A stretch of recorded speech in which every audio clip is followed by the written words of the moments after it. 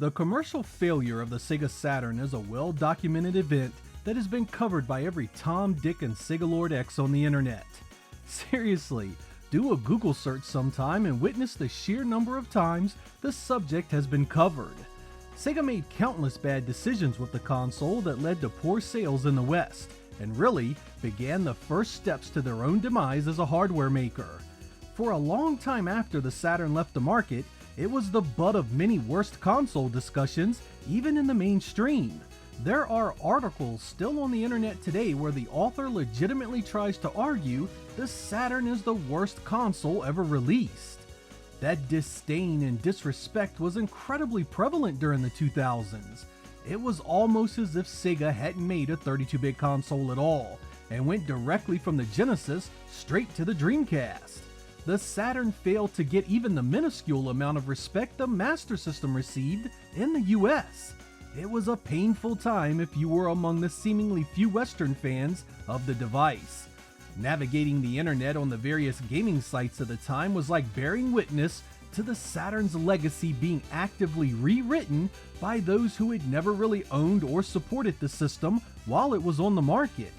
All they knew is what they read or what they heard secondhand, and that unfortunate narrative persisted for far longer than it should have.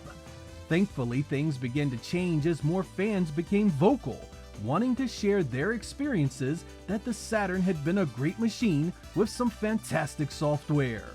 That journey has resulted in a modern-day renaissance for the Saturn.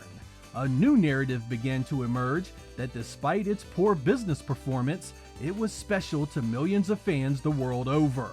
In this episode, we will chart a path of some of the best software you can play on the Saturn, so newcomers can better understand what this platform has to offer. This is going to be one hell of a journey, so let's get started.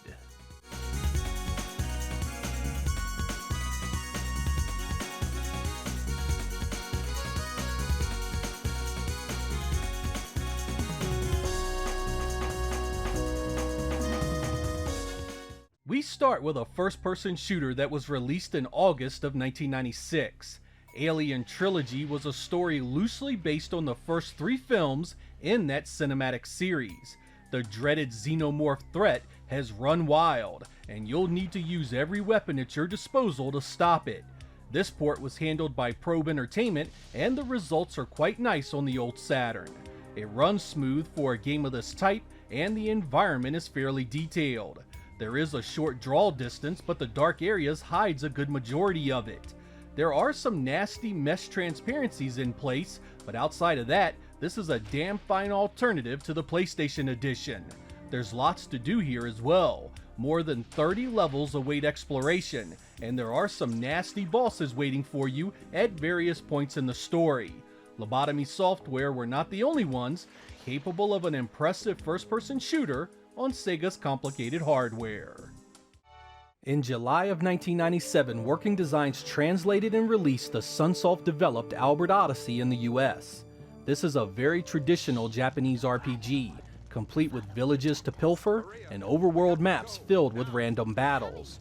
You are the orphan Pike, now living among a kind group of harpies after your family is brutally murdered by monsters. Of course, you have a much bigger destiny to contend with, and soon your journey begins. I really enjoyed this game, particularly its lush and colorful worlds and great characters. There are lots of nice transparency effects all over the place, and the music is pretty good too. If I had to level a strong critique here, it would be at the incredible amount of random battles you must endure for a while in the first half of the game. They come so often that many will be buried under them and stop playing.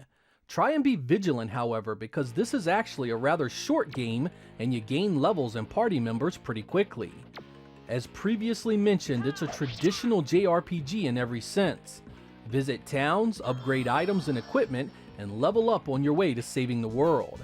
It doesn't do anything particularly well, but the overall experience is actually a solid game that is well worth a play on the Saturn. Like Iron Storm, no one picked this up for release in Europe. At a time when polygon graphics were becoming the norm, the voxel-based Amok was quite different. Developed by Lemon and published by Scavenger, this was originally meant to be a 32X title in 1995, but didn't hit the Saturn until January of 1997. It's a third-person mech shooter that has you piloting the Slam Bird, a vehicle capable of both land and sea-based combat. The story here is simple. Peace has finally come to the planet of Amok, but some aren't happy about it. Your job is to go in, blow stuff up, and piss everybody off again. That's right, soldier, you're the bad guy in this, and it's your mission to get this war started again. The biggest obstacles you're going to run into with Amok is adjusting to its graphics engine and its unforgiving challenge. Once you get used to playing it, it actually controls well and the performance stays solid throughout. The trade-off for that great frame rate are voxels that keep things very boxy and pixelated. Danger is all around you as well, and damage comes in fast and regular. The first few times you play it, you're likely to be killed and frustrated heavily. But once you get a feel for the hit-and-run tactics and maneuvering your vehicle, things lighten up and you can really start to enjoy the destructive nature of your mission objectives. There's tons of weapons to use and nearly endless enemies to blow up. It's hard and ugly, but this can be quite rewarding if you give it enough time to grow on you. The two-player split-screen mode is a blast as well. But Assault Suit Linos 2 gets the nod as my best run-and-gun winner. This is a sequel to the Genesis game Target Earth, a mech-based run-and-gun that has you flying, boosting, and battling tons of enemies and massive bosses. It was only released in Japan and it badly needs an English translation, but even in its original Japanese language, it's a hell of a game. There are tons of weapons, the action scales in and out across huge battlefields, and the action rarely if ever slows down. The only knock I can give it is that it lacks a two-player mode. But even so, it's so incredibly unique on Saturn, you still gotta play it. If you enjoyed Cybernator or Metal Warriors, this is the game for you. 1995's Astal is the only traditional 2D game of this lot. It was developed by Sega CS and released in both North America and Japan that year. Astal has a number of moves in his arsenal. He can grab enemies and toss them, he can perform ground attacks that stun enemies, as well as a Superman-style super breath. Astal also has a bird pal that can attack, find health, and even slow down platforms to help you through the harder areas. While these moves give you numerous ways to take down your foes, it's the boss encounters that are truly worth mentioning. This group of undesirables range from killer eyeballs to evil plants, and each one must be defeated differently. Of course, you cannot mention this title without going into detail about its incredible visuals. Great background effects accompany every single stage. Sometimes it's a fine-looking transparency, sometimes a jaw-dropping scrolling effect, but there's always something going on to catch your eye. Later stages are nothing short of some of the best-looking 2D visuals of that generation. You will be hard-pressed to find a prettier game on any platform at the time. It's the kind of game that even if you didn't think much of the gameplay, you'll still play it because it looks that damn good. Visuals aren't the only thing that the title got right, because the sound and music are exceptional as well. Part rock, part symphony, it's the kind of stuff that sets the entire mood of the game. And that really is the overall strength of this one. While the gameplay itself doesn't really introduce anything you hadn't played before in the 16-bit era, the presentation has a style and presence about it that makes it feel so much more. I love this game so much the intro from my show uses its opening Sega crawl. Sunsoft was known for some pretty wacky fighting games in their day, and you won't find anything more unique than Astra Superstars. Part Street Fighter, part Dragon Ball Z, and part Waku Waku 7, it's a bright, colorful, and incredibly frantic fighting game that assaults both your eyes and ears as soon as the round starts. The pace of this one can be off-putting in the beginning. It's just so fast and the combo system is so easy to score major damage. The super meter also builds really fast, meaning that it's not unusual to see half a dozen or more star specials in a single round. Once you adjust to the breakneck pace, however, you'll find an extremely satisfying fighter here. It's animated up there with some of the best of the era thanks to the inclusion of RAM expansion support, and the full screen specials never fail to impress. This is criminally underrated in the fight community, I feel. No doubt a result of its Saturn exclusivity all these years.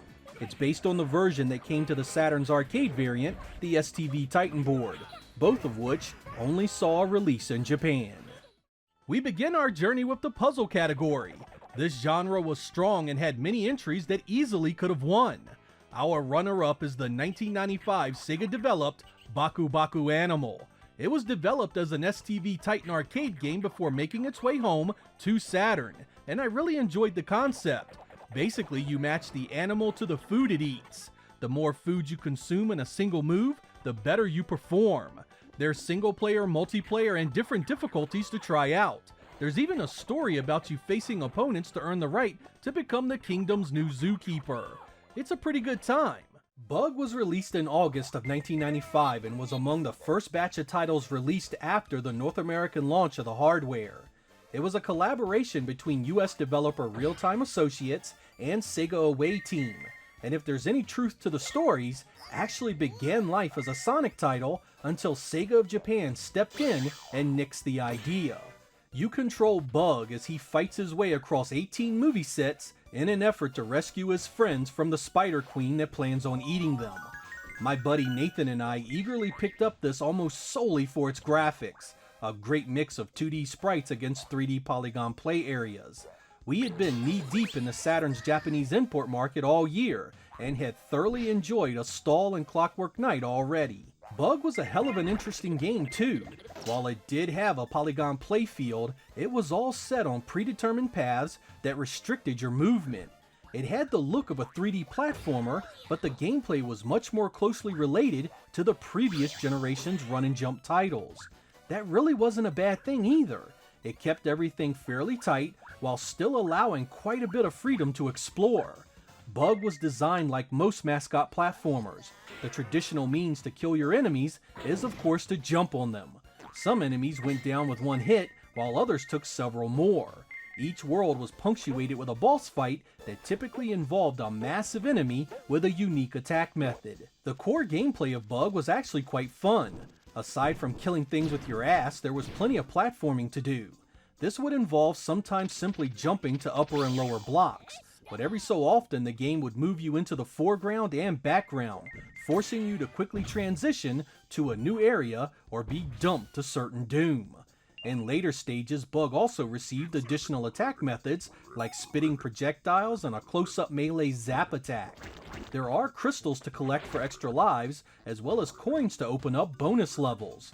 Everything sounds peachy, I know, and for the most part, Bug is a competent enough game. But this game also has some frustrating elements that can ruin it for some people. First, the screen has an annoying snap to it when you move left and right. This can lead you straight into enemies or fall to your death. There are also tons of blind jumps that can lead to frustrating insta-deaths. Bug stages are also massive, and with a fair distance to each checkpoint, deaths can have you replaying the same area over and over. Bug is also a difficult game with limited continues, so younger gamers are sure to be punished and frustrated quickly. I confess that I have never beaten this game without cheats for these very reasons. I enjoy it for short play sessions, but quickly lose patience with it in the long run. If you have the dedication and skills though, Bug has some genuine fun and thrills, and a few of the boss encounters are quite memorable. There was a direct sequel released the following year in December of 1996 called Bug 2. Real Time Associates and Segasoft handled this one. It increased the playable heroes to 3, upped the movie and cultural references, and if you can believe it, is even harder than the original. The graphics are better and more varied, though the gameplay is largely the same. I bet many of you have not played the transforming mech action game Bulk Slash. Playing the Japanese version isn't hard, but you feel like you are missing something with all the Japanese speech. Released in July of 1997 by Hudson Soft, your mission is to shoot down targets, protect your assets, and counter enemy forces at every turn. The engine is smooth and gorgeous with heavy use of VDP2 for the floor and backgrounds. Your mech can transform on the fly into both air and ground units, each with their own set of weaponry. You aren't just locked into planetary battles here either. You get some outer space rumbles to take part in as well. Mission briefings are now fully in English, as are the navigators you can pick up during the game. There's even twin stick support. This was a fantastic project that made an already great playing experience even better. I still can't believe Sega never picked this one up for a Western release. It was tailor-made for the hardware, had unique gameplay, and really could have filled the void left when the Dreamcast was announced. It answered the big question, could the Saturn do large, free-roaming environments smoothly? Now it's fully in English, and you have no excuse not to play it. About a month after Saga was released, Burning Rangers made its way out in June. This was Sonic Team's final game on the US Saturn, a 3D action platformer that had you exploring burning buildings, saving victims, and battling giant bosses. It used the Saturn to create some impressive fire effects and light sourcing, making you think with another 6 months in the oven, it could have been even more impressive. This game is in terrible need of a remake or a reboot. I really think Sega could do some incredible things with this on modern hardware. Again, the Japanese version is much cheaper, but not having the navigation in English makes for a much harder experience. One of Sega's earliest shown games for the Saturn was 1994's Clockwork Knight. Developed internally by Sega CS, you take control of Pepper as he battles his way across bedrooms, a kitchen, and finally the attic. Your goal is to rescue Chelsea, a princess that awakens all the toys each night with her magical song. The core gameplay is action platforming as you'd expect. Pepper has the ability to attack with his key and pick up objects and throw them as weapons. Stages are loaded with dangers other than the enemies too. Things will fall on you, there are spikes to avoid, and of course plenty of pits for you to fall into. The 2.5D visuals are the highlight here, particularly the spectacular boss fights. Everything has a convincing depth to it, and it was a standout early in the Saturn's life. The presentation outside of that is rather lackluster though. The music is happy and upbeat, but not particularly satisfying, and the aesthetics have an old-timey look that I felt hurt the appeal somewhat. The biggest issue here, however, is that the gameplay just doesn't elevate itself very well the deeper you play in. You are doing the same thing the entire time, and once you experience all the tricks of the enemies and stages in the beginning, that's all you face the rest of the way. It's by no means a bad game. In fact, I'd go so far as to say it's a rather solid early title overall. The things that hold it back will bother some more than others, but if you are looking to sit down and kick back with a fun action platformer, you can do a lot worse than Clockwork Knight. Since Clockwork Knight was rushed to make the Japanese market as soon as possible, it was broken up into 2 games. Clockwork Knight 2 was released in July of 1995 and picks up where the first leaves off. While much of the gameplay remains the same, the addition of horseback stages, improved graphics, sounds, and enemies, as well as the ability to fight in the foreground and background of some stages, really spice things up. Sega CS did this one as well, and there was even a Japanese exclusive version that put the 2 games together into one definitive package. My favorite in this category was Cotton 2, however. This was made to take advantage of the Saturn's hardware top to bottom. The original arcade was released on the STV Titan board, and man is it a looker. Scaling and rotation effects everywhere. BDP2 layers and transparencies fill the screen as far as the eye can see. And all those beautifully animated sprites. It's one of those 2-dimensional games that makes you fully realize just how underused the Saturn was for the things it could actually do well. The gameplay is pretty straightforward Cotton if you're familiar with the series. There is an added melee style attack where you can grab enemies and use them as weapons for additional score bonuses. Cotton Boomerang is sort of a remix that could be traded in for it, but either way, it's a beautiful title, well worth playing. March of 1997 would bring with it Capcom's first foray into the magical world of the extended RAM cartridge, with the mech fighting extravaganza Cyberbots Full Metal Madness. If you have ever wanted to climb into a huge mech to wreak havoc upon your foes, this is the game you want. Thanks to the additional RAM, you get great animation here across both the characters and the backdrops. Each special attack looks phenomenal, and every battle features loads of environment damage thanks to the lumbering giant's efforts. It's a real shame this one remained locked in Japan because it's so different from the other fighters Capcom was doing at the time. It was one of their rare efforts that didn't feel like a Street Fighter clone, and it absolutely destroys the PlayStation release. There is also a big box limited edition of this that comes with an art book that has a pop-out scene from the game built into it. My runner-up itself could fall into a few different categories, but Dark Savior is quite the unique experience on the Saturn either way. Basically, it takes an isometric action platformer and melds it with a one-on-one fighter with a multipath story. If that sounds interesting to you, I really do recommend you give it a try. The 3D environments look great, it has a memorable soundtrack, and the replay value is off the charts thanks to the way the story can segment into multiple different endings. It has its issues to be sure, but I still consider it a Saturn must-play. From someone that imported it day one for my Saturn, it was an incredible experience. I loved its gameplay point blank. It was fast, and while that frame rate was a bit funky, it was 100% consistent and never changed. The polygon draw-in was closer than I would have liked, but comparatively to other racing games at the time, the graphics were phenomenal. You'll hear everyone regurgitate the same opinion that Ridge Racer looked better to everyone, but how many other racing games in April of 1995 looked better than this?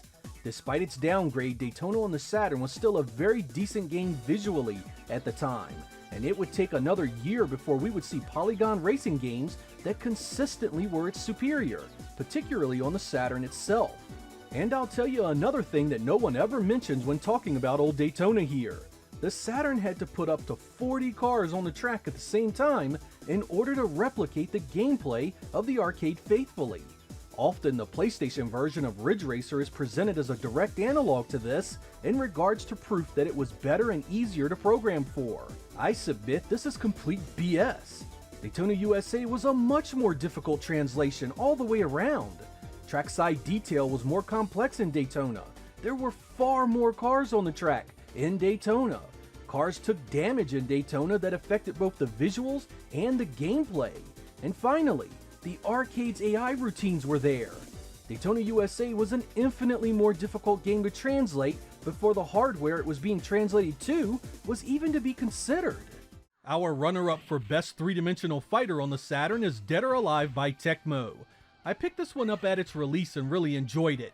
The counter system set it apart from Virtua Fighter 2, and the high-res visuals were just as nice. Of course, many people look at it today and remember the women with large bouncing breasts, but it's so much more than that. So much more that the series continues to this very day. Track and field games always held a special place with me because of their incredible competition-based gameplay. Decathlete here was internally developed by Sega's AM3 division and runs in the Saturn's high-res mode at a blistering 60 frames per second. It covers various events such as the 100-meter dash, long jump, and javelin throw, 10 events in total. Gameplay is mostly centered on finger speed and timing, rewarding those that have the best hand-eye coordination. An event like the 100-meter dash is simple button mashing, while something like the javelin throw takes quite a bit of timing. My friends and I played this to death when it hit the Saturn in the summer of 1996, constantly challenging one another's world records and entering our names into their save files. It was infuriating to have a friend's initials sitting in your records, especially at the top, motivating you to spend hours to remove them. This kind of competitive play really drives Decathlete's appeal, so if you have a buddy to play with, you simply cannot go wrong with a game of this caliber. It's called Athlete Kings in the PAL regions, and the Japanese version features an additional character that was removed because he was considered racially insensitive. There's also a Japanese X-Band edition available as well. When it comes to survival horror, Resident Evil commands the lion's share of the attention. But in 1998, Sega actually took a stab at the genre with Deep Fear, an action-adventure title that was directly inspired by Capcom's masterpiece. Our story begins when an unidentified object crash lands in the ocean. The submarine Sea Fox goes to investigate, but upon recovery, it crashes into an underwater refueling facility. That's where you come in. You are dispatched on a rescue mission, but soon learn that the Sea Fox has picked up some unwanted passengers. Soon you are fighting for your life against creatures infesting the entire rig. Most of the gameplay is very similar to Resident Evil, right down to the tank-style control. Up moves you forward and down causes you to retreat. You know how it works with these types of games. Unlike Capcom's classic, however, you can draw your weapon and keep moving, either to advance on your enemy or put some distance between the two of you. But what really separates this from the other games is the fact that the environment is by far your greatest enemy. There are rooms with no air, rooms with poison gases, and you must contend with both a life bar and oxygen meter the entire game. This adds an element of stress that cannot be overstated. You are literally running for your life, not just from monsters, but from the very room that you were in at the time. The only real blemish on this one is that it does suffer from some awful voice acting. I mean, what's here makes the stuff in Resident Evil seem Oscar-worthy. It was never officially released in the United States, but there is a finished version of it if you know where to look. Unfortunately, the beat-em-up genre saw a steep loss in popularity around this time. What had been so popular on the Genesis was reduced to a few scant releases on the Saturn. Lucky for us, we did get the runner-up Die Hard Arcade, a very loose adaptation of the hit film. You and a partner hit the Nakatomi building in an effort to rescue the president's daughter. Gameplay is essentially small arenas where you beat down bad guys and move on. Sometimes these are connected by QuickTime events where you can score a quick knockout, but if you miss, it usually means more enemies to face. The visuals were solid and the two-player mode was a blast. That leaves our winner of Best Overall Game on the Saturn as Dragon Force. It's hard to pin a genre on Dragon Force. It's part RPG, part strategy, and part simulator. But even then it doesn't quite describe exactly what this game is. At first it seems incredibly complicated, but it's anything but. It's so incredibly simple. Form an army, attack castles, and that's pretty much it. The actual battles play out as armies clashing on the field, but the only control you have is over your formation commands and your general special attacks. But it's here where Dragon Force shines. What seems at first to be minimal control actually hides a deep and well put together battle system. Your formations mean everything because your troops will meet other armies that have tactical advantages over you. That means your strategies and special attacks will need to be on point to turn the tide. There are also numerous leaders to choose from at the start, with different characters, resources, and different places on the map. This adds to the challenge incredibly. But the most important part is that you control everything. You want to run roughshod over the AI and conquer the map in no time? Load up with dragon troops, and that's possible. Want to challenge yourself and make every battle a satisfying tactical victory? Choose a weaker troop type and play it that way. It's all up to you. On top of the great gameplay, Dragon Force also has a nice soundtrack and some pretty incredible two-dimensional visuals. It supports 202 characters on the screen at once, making for explosive battles that look like something no other console could have pulled off at the time. Frankly, not only do I consider it the best Saturn game, it's one of the best games of that era, period. Dragon Force is one of my favorite games of all time. I really enjoyed the sequel here as well. This one changes up things quite a bit, including the ability to mix unit types and challenge caves to test your skill. You still get the 100 versus 100 battles, and the story is directly connected to the previous events in Part 1. The only thing I really didn't like is that it's a bit more linear than the original, and I didn't find the characters nearly as likable. Otherwise, it's a great strategy game, and now that it has an English translation, many more of you can play it. Back when Saturn was first released, the first-person shooter was still in its infancy. How we got such a great port of Duke Nukem 3D is still beyond me, but it's my runner-up for this category. The magicians at Lobotomy Software managed to completely redo the original engine in 3D for the Saturn, and while it did change the feel of things, I still really enjoyed it. I mean, you never would have guessed the Saturn was capable of this until you saw it for yourself. It even has unique light sourcing that looks really nice. In March of 1999, Capcom delivered Saturn owners one of its best software packages, the unbelievable Dungeons & Dragons collection. It contains both of Capcom's D&D based beat-em-ups from the arcade. The first is Tower of Doom, which was actually originally planned to be released in 1996 as a standalone product. It does not use the 4MB extended RAM cartridge, but still manages to be a strong port with excellent animation and color throughout. Choose one of 4 classes and go to work on the many enemies you'll face. There are multiple paths to take, many items to collect and use, and it all can be done in 2-player co-op. The second game is the more refined and impressive of the available offerings.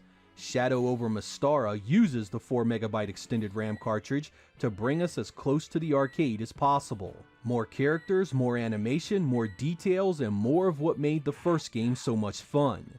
You get more classes to choose from too, sending replay value through the roof. If you have a friend to join you, this can be one of the most enjoyable experiences on the platform, and one you can replay many times. It's challenging too, and not something you are likely to beat after a couple of tries. If all that sounds perfect, that's because it's pretty close, but I'd be lying to you if I said it was. Load times are frequent and long, even with the RAM cart, and do become tiresome after extended gameplay sessions. You also lose the 4-player co-op of the arcade version, down to 2 for both games in this collection. Newer versions of these games fix that, so you can have these experiences elsewhere cheaper and better playing. For a 5th generation title, however, it's a blast and one Saturn owners were lucky to get. Another Taito F3 system release, Elevator Action Returns, came to us in 1994 as a sequel to the original arcade classic. It expands on that formula quite a bit, now with much bigger stages, far more enemies, and a much more impressive graphics engine. Like the previous Taito release, the 1997 Saturn port was nothing short of extraordinary. All of the great animation is here, as are the scaling effects, giant explosions, and tons of enemies. The gameplay is accurate as well, with no slowdown or hiccups to ruin the pace of the action. The Saturn release was the only version you could play at home at the time, adding some exclusivity appeal to what many of you may have missed back then. You have multiple characters to choose from with different stats and different kinds of weapons to employ. Add in a second player and you have one of the most enjoyable co-op action titles of its type. I can't stress enough just how well this turned out, and highly recommend you give it a look if you've never played it before. When it comes to arcade perfection, this one sits atop the throne as one of the best. In late 1996, Warp would release the Sega Saturn exclusive, Enemy Zero. You are awakened aboard your space vessel by an emergency, only to watch one of your crewmates be eviscerated by an unseen foe. You quickly get dressed and start your detective work to try and see just what the hell is going on. Taking elements from Warp's prior work, D, they would mix real-time gameplay with full motion video to bring you one of the most unique games on the system. Many of the game's areas would be pre-rendered, allowing you to explore and find items in cinematic style. Exiting these areas would put you in a real-time segment that allowed you to walk and run freely and explore. These real-time segments were also where the game's enemies would stalk you, invisible beasts that you can only track by sound. You have the ability to fight these enemies, but in true survival horror style, it behooves you to avoid conflict and try and get to the next area intact, as death comes swift in Enemy Zero. Graphically, this one is held up much better than D, with vastly superior full motion video sequences and real-time gameplay to break up the more cinematic areas. Enemy Zero has been going up in price the last few years, commanding nearly $100 at times. The far cheaper import version is playable, but you will need a walkthrough to help you understand the story and some of what's going on in the cinemas and video calls.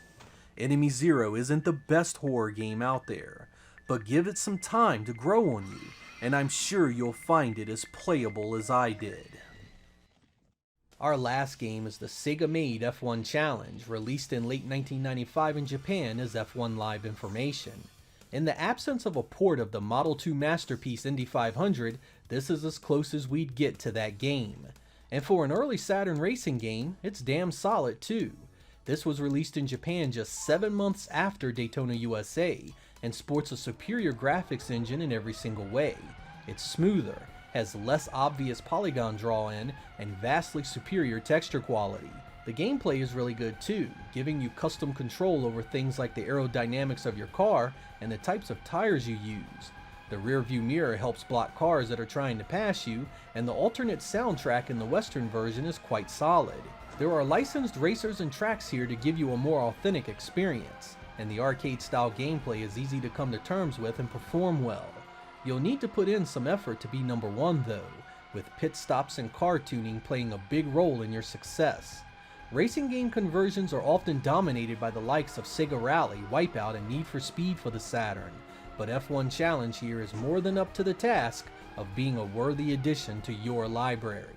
But no 3D fighter on the Saturn had what our winner had, pure Sega magic. Fighters Mega Mix was the game that should have launched with the Saturn, a great mix of fighters from multiple Sega universes. There's a bunch of content to unlock, lighthearted additions like playable cars, and it has a great soundtrack from multiple Sega series as well. AM2 mixed in some of the gameplay from Virtua Fighter 3 to keep things fresh, while adding in Fighting Viper's rules, a potent combination that Sega should have kept improving on by making this a series. It lacks the high-res look of Virtua Fighter 2, but the rest is so good you won't care at all. It's the deepest three-dimensional fighter on the Saturn, and easily one of the best fighting games that entire generation. The Fire Pro Wrestling series has been a fairly good one overall, and I always thought the Saturn game was full of potential if it wasn't for the language barrier. But now you have access to all the moves, create-a-player features, and match types since this new English translation takes away all the guesswork. Electrified cages, battle royals, and tournaments give you a load of options to choose from. Don't worry if you don't know anything about Japanese wrestling promotions, because there are plenty of familiar faces here to choose from. If you enjoy the sport, there is nearly limitless gameplay to find in this one. As the name implies, it also has 6-player support, so it's an excellent party game. There were not a ton of wrestling titles on the Saturn, but fortunately, there were some great ones. This one is at the top of that list. Thunderstrike was a heck of a game on the Sega CD, so when Thunderstrike 2 was released for the Saturn, I knew I had to give it a go. It landed fairly early in the life of the Saturn in late 1995, a 3D shooter that had you blowing up enemies and their bases all across the globe. Developed by Core Design, it uses a map that allows you to go anywhere you want within its play area. It doesn't really rely on any real strategy beyond seek and destroy, so the action is geared more towards arcade fans. But it runs great, and the gameplay is seriously fun. Not even the close draw distance takes anything away from it. Camera angles allow a more simulation style feel, or you can pull it out and play it like a first or third person shooter. Add in mission stick compatibility for the ultimate setup and the best way to play it. Lost in the shuffle of all the 3D polygon talk was Golden Axe the Duel, a September 1995 release that would be based on the world and characters from the classic Sega arcade game. Instead of being a beat-em-up though, Sega decided to make it a one-on-one 2D fighting game, an odd and infuriating decision since the System 32 classic Golden Axe The Revenge of Death Adder was just begging to be brought home to a system as powerful as the Saturn. As a fighting game, Golden Axe The Duel isn't a bad experience though. The color and animation are actually top-notch, with truly incredible detail strewn throughout the entire presentation. Sprites are big and the backdrops create a compelling environment to fight against. The gameplay mostly follows your typical Street Fighter II flow, with quarter circle, half circle, and charge motions dominating the special attacks. If I had to level a criticism at this one, it's that nobody really asked for a Golden Axe fighting game. There was already a Golden Axe game that needed a Saturn port, and I think that bitterness really turned me against this one. While it isn't what I wanted, I can say that it might be worth a look should you want a decent playing 2D fighter on the Saturn. It was also released on Sega's Titan arcade board, where it would have different music and more frames of animation in both the characters and backgrounds. The Western releases of this cost way more than they should, so if a physical copy is what you're after, go with the Japanese release. Back when Grandia was originally released in December of 1997 by Game Arts, it was to be to the Saturn what Final Fantasy VII had been to the PlayStation. A shaker, a mover, a game that would sell huge numbers and help the hardware gain more impact, even in the Western nations where it was practically already dead. It ended up being quite popular in Japan and became one of the Saturn's best-selling titles there. But much to my disappointment, the US release was cancelled, and I ended up having to play it almost 2 years later on the PlayStation, a bitter pill I still resent to this very day. And thank the good Lord that others felt that way as well, because today you can fully play the Saturn version in English. It's quite the good game too, with a very sweet story that is much more lighthearted than the previous comparisons to Final Fantasy VII would have you believe. You are Justin, an aspiring adventurer that sort of stumbles onto some rather nasty information about an evil general intent on destroying the world. The game engine is really nice with great textures, detailed sprites, and lots of life filling out the environment. Most of the battles take place while exploring open areas where you can see and avoid the enemies. When in battle, you can set yourself up for combo attacks, isolate enemies, and unleash some pretty cool magic. I waited for so long to play this on the Saturn, and now that it's here, I really recommend you take the journey as well. This is how it was originally meant to be experienced, and thanks to the dedicated fan base, here it is for even more people to play. If you've never had the pleasure, please play this fantastic game. Groove on Fight was originally developed by Atlas for the STV Titan arcade board. It features 2D tag team action similar to something like the King of Fighters, but you can tag in and out at will. The Saturn conversion is pretty much arcade perfect. It's a nice looking game too, with an animation quality usually reserved for the better looking SNK and Capcom fighters. It's actually a continuation of the Power Instinct series, but mostly features a new cast of characters and has a much different art style. I really like this one, and it's one of the better non-traditional fighting games on the platform. It requires the RAM expansion and will not play without it. I had been a fan of beat-em-ups for a long time when I first played Guardian Heroes, but it still managed to really give me something I had never really cared about before in a title like this: options. There are so many ways to go about unraveling the mysteries of this game's story. Your choices determine your path, and there is a pretty robust fighting engine behind it all. The better you get at it, the more you start to understand the moves and combo systems better, resulting in some pretty nasty damage you can dole out. The visuals are quite unique as well. Lots of scaling, transparencies, and massive sprites are always filling the screen. The 2-player co-op was joined by 6-player competitive play, so this was one you definitely wanted to play with your friends. I suppose one of the reasons this imprinted on me so strongly was the fact that the 2D beat-em-up genre was damn near completely abandoned during the Saturn's lifetime. Oh, it's true some games still showed up, but for a type of game that so dominated our time on 16-bit systems, you would have thought that they would have evolved into more offerings similar to this. Despite that not happening, Guardian Heroes was a great game to get exclusively on the Saturn at the time. It had all the boxes checked and earns its place easily on this list.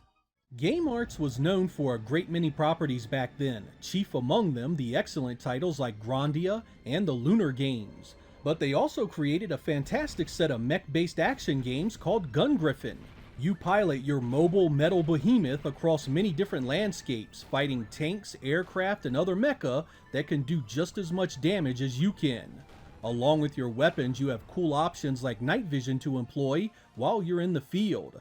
The 3D graphics engine was really impressive on the Saturn. It ran smooth and the models looked great. It uses the MPEG movie card for improved cinematics if you got it, and there was a sequel that carries over much of what made it great. The Saturn had a handful of solid games based on mecha, but Gun Griffin here was the best. Hang On GP was a continuation of Sega's popular motorcycle racing series. Despite not being based on an actual arcade game, this has many of the shortfalls you'd expect of one. It only has 3 main courses, and the 3 you can unlock from there are variations of those previous 3. You do get a number of bikes to choose from, and the actual graphics engine is rather well done. Its biggest issues are the lack of speed and the non-analog control. Playing this one with a digital directional pad is rough, and often sees you hitting the walls more often than not. It does support analog control via the racing wheel, which improved things immensely. Curiously, this was only branded as a Sega Sports title in Europe and Japan.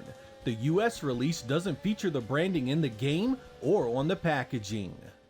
GT Interactive would return with another first-person shooter release, Hexen, dropped in March of 1997. This one was developed by Raven Software, and thankfully turned out a lot better than the Saturn's Doom port. Hexen is actually a sequel to a game called Heretic, a first-person shooter that incorporates RPG elements. You choose between a fighter, a cleric, or a mage, each with various attributes that include speed, armor, magic, and strength. The puzzle-heavy gameplay is based on finding items and switches within each level to progress, much of which is guarded by traps that must be overcome to proceed. Combat incorporates both melee and magic attacks, giving you a fair bit of choice in how to go about dispatching your foes. As I said previously, this one runs a ton better than Doom on the Saturn, and looks better too. There's more variety in textures, and everything is overall more colorful and detailed. The frame rate can chug in the larger, more open areas, but never becomes unplayable. The biggest hurdle you'll find in this one is the difficulty. It's no joke, with just the stage design itself presenting a fair bit of challenge to navigate. Enemies don't go down easy either, and ammo isn't just laying around in abundance for you to just spray everything from a distance. You'll need to play this one almost like a survival horror experience. Pace yourself, take your time, conserve your items and ammo, and don't go try killing every single enemy you see. With a game plan in tow and a little patience, Hexen can be a great first-person shooter experience. Saturn fans would have to wait all the way until May before they got their next chance to buy a game, and that came in as the classic arcade light gun shooter, The House of the Dead. Sega farmed this port out to Tantalus Interactive, and something must have gone horribly wrong because it's about as ugly as a Saturn game gets. Piss poor textures, models, and a shoddy frame rate all come together to really hurt the overall presentation. But it's a real testament to the appeal of this one, because despite the abysmal visuals, it's still really fun to play. They have the core of the content intact, so while it may not look much like the arcade, it manages to play just like it. This really does make a difference in this game's appeal. Unlike Sega's Virtua Cop series, this doesn't use the Saturn's mouse, so if you have an HD TV, play it with the 3D analog control pad. It's much smoother and accurate, though it's still no replacement for a CRT in the Stunner. The Japanese version is dirt cheap compared to the US release, but you do need to contend with some green blood if you go that route. Working Design's first game on the Saturn came in May of 1996 with Iron Storm. This was another entry in the extremely popular Japanese series of World Advanced Daisen Ryaku turn-based strategy games from System Soft, and was originally developed by Sega. It's set during World War II and allows you to play as the Japanese, Germans, or Allied forces in your bid to win the war. This is a game not for the faint of heart when it comes to time investment. There are hundreds of hours of gameplay here, and it even allows you to change the historical outcome of the war. Germany can invade England, Japan can invade the US. You can completely conquer the world if you are so inclined. The gameplay is of course grid-based strategy. You'll move your forces into position to attack enemy vehicles and ships, cut off their supply lines, and eventually render them helpless to your onslaught. The visuals of the 2D map are simple and unexciting, but I do like the 3D battle cinemas that play out. These can be turned off for faster gameplay. It's the type of game you go into wanting the long, drawn-out process of outthinking your opponent and enjoying the utter defeat of their forces. It isn't dissimilar in this way to a chess match, and can be just as satisfying. I don't recommend this to a lot of people, however. It's just so involved that you really do need a massive amount of time to get into it, and the learning curve and difficulty are very high. For fans of the genre though, this is a great game that will never leave you without something to do. It unfortunately was never released in Europe. Our runner-up for best two-dimensional graphics is KO Flying Squadron 2. This game is simply gorgeous. It has full-screen transparencies, massive sprites, colorful stages, and some really nice animation driving everything you see. It's absolutely stunning and what I expected from a 32-bit two-dimensional game. So good does this game look, it literally does everything in a single game that critics said the Saturn was incapable of. The last fighting game Sega would make internally was Last Bronx, released in August of 1997 and developed by AM3. This port of the Model 2 arcade game sought to combine a number of elements from AM2's fighting games, while adding weapons to the mix. The end result is one of the hardest and best looking 3D fighters you'll find on the system. The graphics here feature some great texture and polygon work for the time, and there is heavy implementation of VDP2 for the backgrounds. This allowed some stages a depth previously not seen in AM2's efforts, and a great look into what Saturn development could have evolved into had the system been more successful. There's also a ton of extras included in the home release, including survival, time attack, watch, and practice modes, as well as a host of unlockable art and video. The meek need not apply to this one, however, as the aggressive AI is ruthless even on the easier settings. It doesn't simply come at you haphazardly, instead coming at you measured, waiting for you to make a mistake. This level of difficulty can be frustrating, but also rewarding once you get the timing and feel down. The great mix of content, graphics, and gameplay make it one of the stronger fighting games on the Saturn, and it, like most of Sega's efforts, doesn't cost a fortune today. The Japanese version is of course much cheaper than its Western variants, and I have no problem recommending it to those of you wanting a challenging game with some solid visuals. Next on the list is Layer Section, a vertically scrolling shoot 'em up that was originally developed by Taito in the arcade, and ported to the Saturn by Ving in 1995. You may be asking right now, why should I import this when there was a Western release? Simple, because a complete Japanese version can be scored as low as $20 for patient Saturn fans. This also happens to be an excellent shooter with a difficulty most average gamers can still have some fun with. It has excellent graphics, a great soundtrack, and frankly, at around that $20, there simply is nothing else on the system in its league. I feel that The Legend of Oasis is such an underappreciated gem on the Saturn. If you've never played it before, it was developed by Ancient, who also did Beyond Oasis for the Sega Genesis. The story here is directly connected to that game, and they both are action-adventures similar in design to stuff like The Legend of Zelda. Explore dungeons, find items, talk to NPCs, you know the drill. This one had a great art style, and the music was done by Yuzo Koshiro, the mastermind behind Streets of Rage. It opens up a bit slow, but really takes on a great pace and tone a few hours in. If you have never given it a chance, please do. The Saturn did not see many games of this type in the West. For you PAL Saturn fans, it was known as the Story of Thor 2. In 1996, the Saturn got a port of Gremlin Interactive's Loaded, an overhead run-and gun that uses pre-rendered sprites against a polygonal playfield. I love this game and its exaggerated lighting effects. The story is out there as well, with 6 psychopaths blasting their way off a prison planet run by a tyrant hellbent on stopping them. This is hyper-violence at its finest. Blood splatters, dismemberments, and charred remains litter the playfield. This one has a lot going on, and the performance does take a hit when the screen is loaded with enemies and effects, but it never ruins the fun.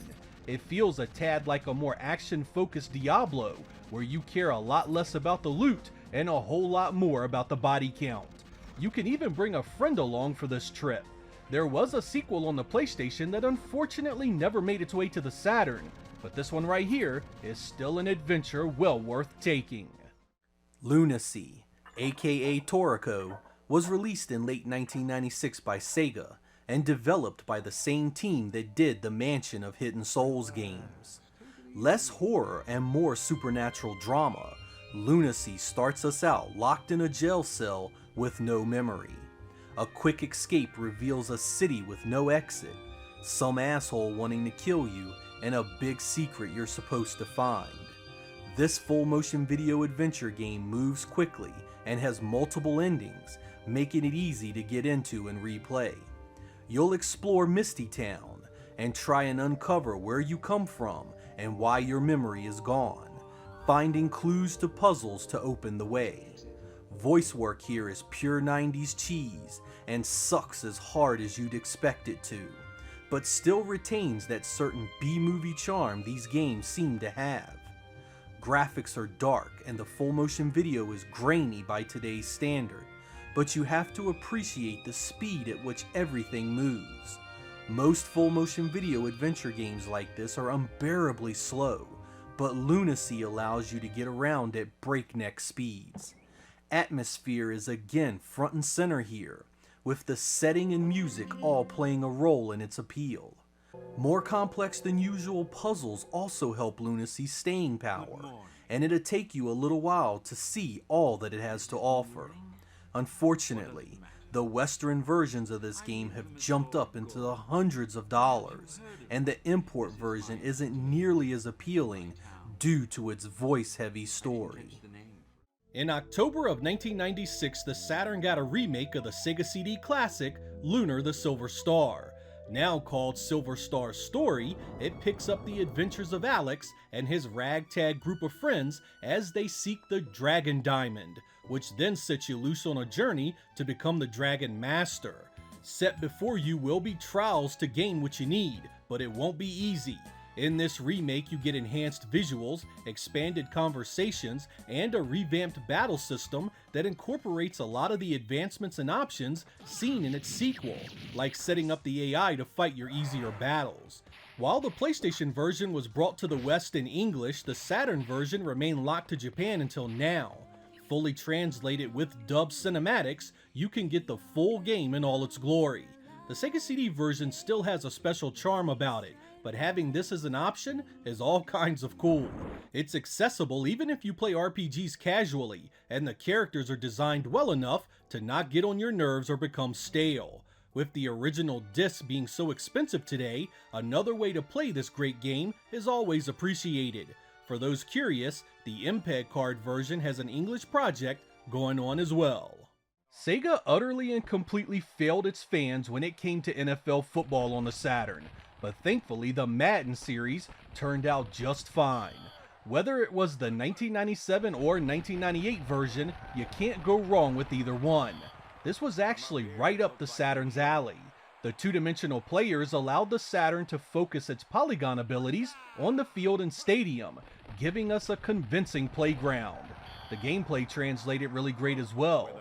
You have all the plays you need to take your favorite football team all the way to the Super Bowl. I know some of you loathe sports games, but this stuff was a huge part of my time with the Saturn. Just make sure you have plenty of room to save, because these games have massive data files that will soak up the tiny memory of the Saturn in no time. The very last game Working Designs released on the Saturn was also the very last game that would be released commercially for the platform in the US. Finally released in December of 1998, Magic Knight Rayearth had a long and storied localization journey. Originally developed internally by Sega themselves, Working Designs had meant for it to be released in the US in 1996, but the project was much more complicated than they had counted on, and then some of the source code was lost, resulting in 2 more years of delays. Fortunately, the end result is an action-adventure title very much worth playing. It plays from a top-down perspective and resembles a Zelda title in many ways. The fragile world of Sephiroth is under siege, and Princess Emerald calls forth 3 young knights to defend it. You and your friends are thrust into roles unwillingly, and start a journey that will have you mastering your own fears, as well as instilling it in others. The evil Zagato and his minions won't make things easy though, and you'll need to gain additional powers as you progress throughout the game. Lucky for you, this happens to be one gorgeous looking and sounding game, and that makes playing it quite the easy task. You'll want to see what new colorful and well animated stage is next on the agenda, and the sound and music is always a treat to listen to. Not everyone loved this back at its release, however. I recall a few publications absolutely eviscerating it upon review. I think they were nuts personally, because Magic Knight Rayearth is a blast to play and a joy to see and hear. This also remains a Saturn exclusive and you can't play it anywhere else. It lacked the unique design of something like Dragon Force, but was so well done in its traditional elements that it still ends up being something special. The personalities of our 3 heroes grate on one another at first, but they become a well-oiled machine of destruction later in the game, and the story very much is worth your time and effort. It took the Saturn's entire life cycle to see a release, but it was a great title to end its run. As with a few others on this list, it was never released in Europe. Man, did I love me some Manx TT in the arcade. I really dug the deluxe cabinet with the bike that allowed you to turn by leaning your body. When it came home to the Saturn, I just had to have it. Sega farmed this one out to Tantalus Interactive and Perfect Entertainment, the 2 companies responsible for the Wipeout port. And you know what? They did a decent job. The engine is smooth, and while the draw distance is noticeable, it's not right in your face. This is another one that plays a ton better with the analog wheel or controller, so be sure to grab one if you need it. It's a bit short on content, having only 2 tracks, but it's still a great racing game if you enjoyed the arcade.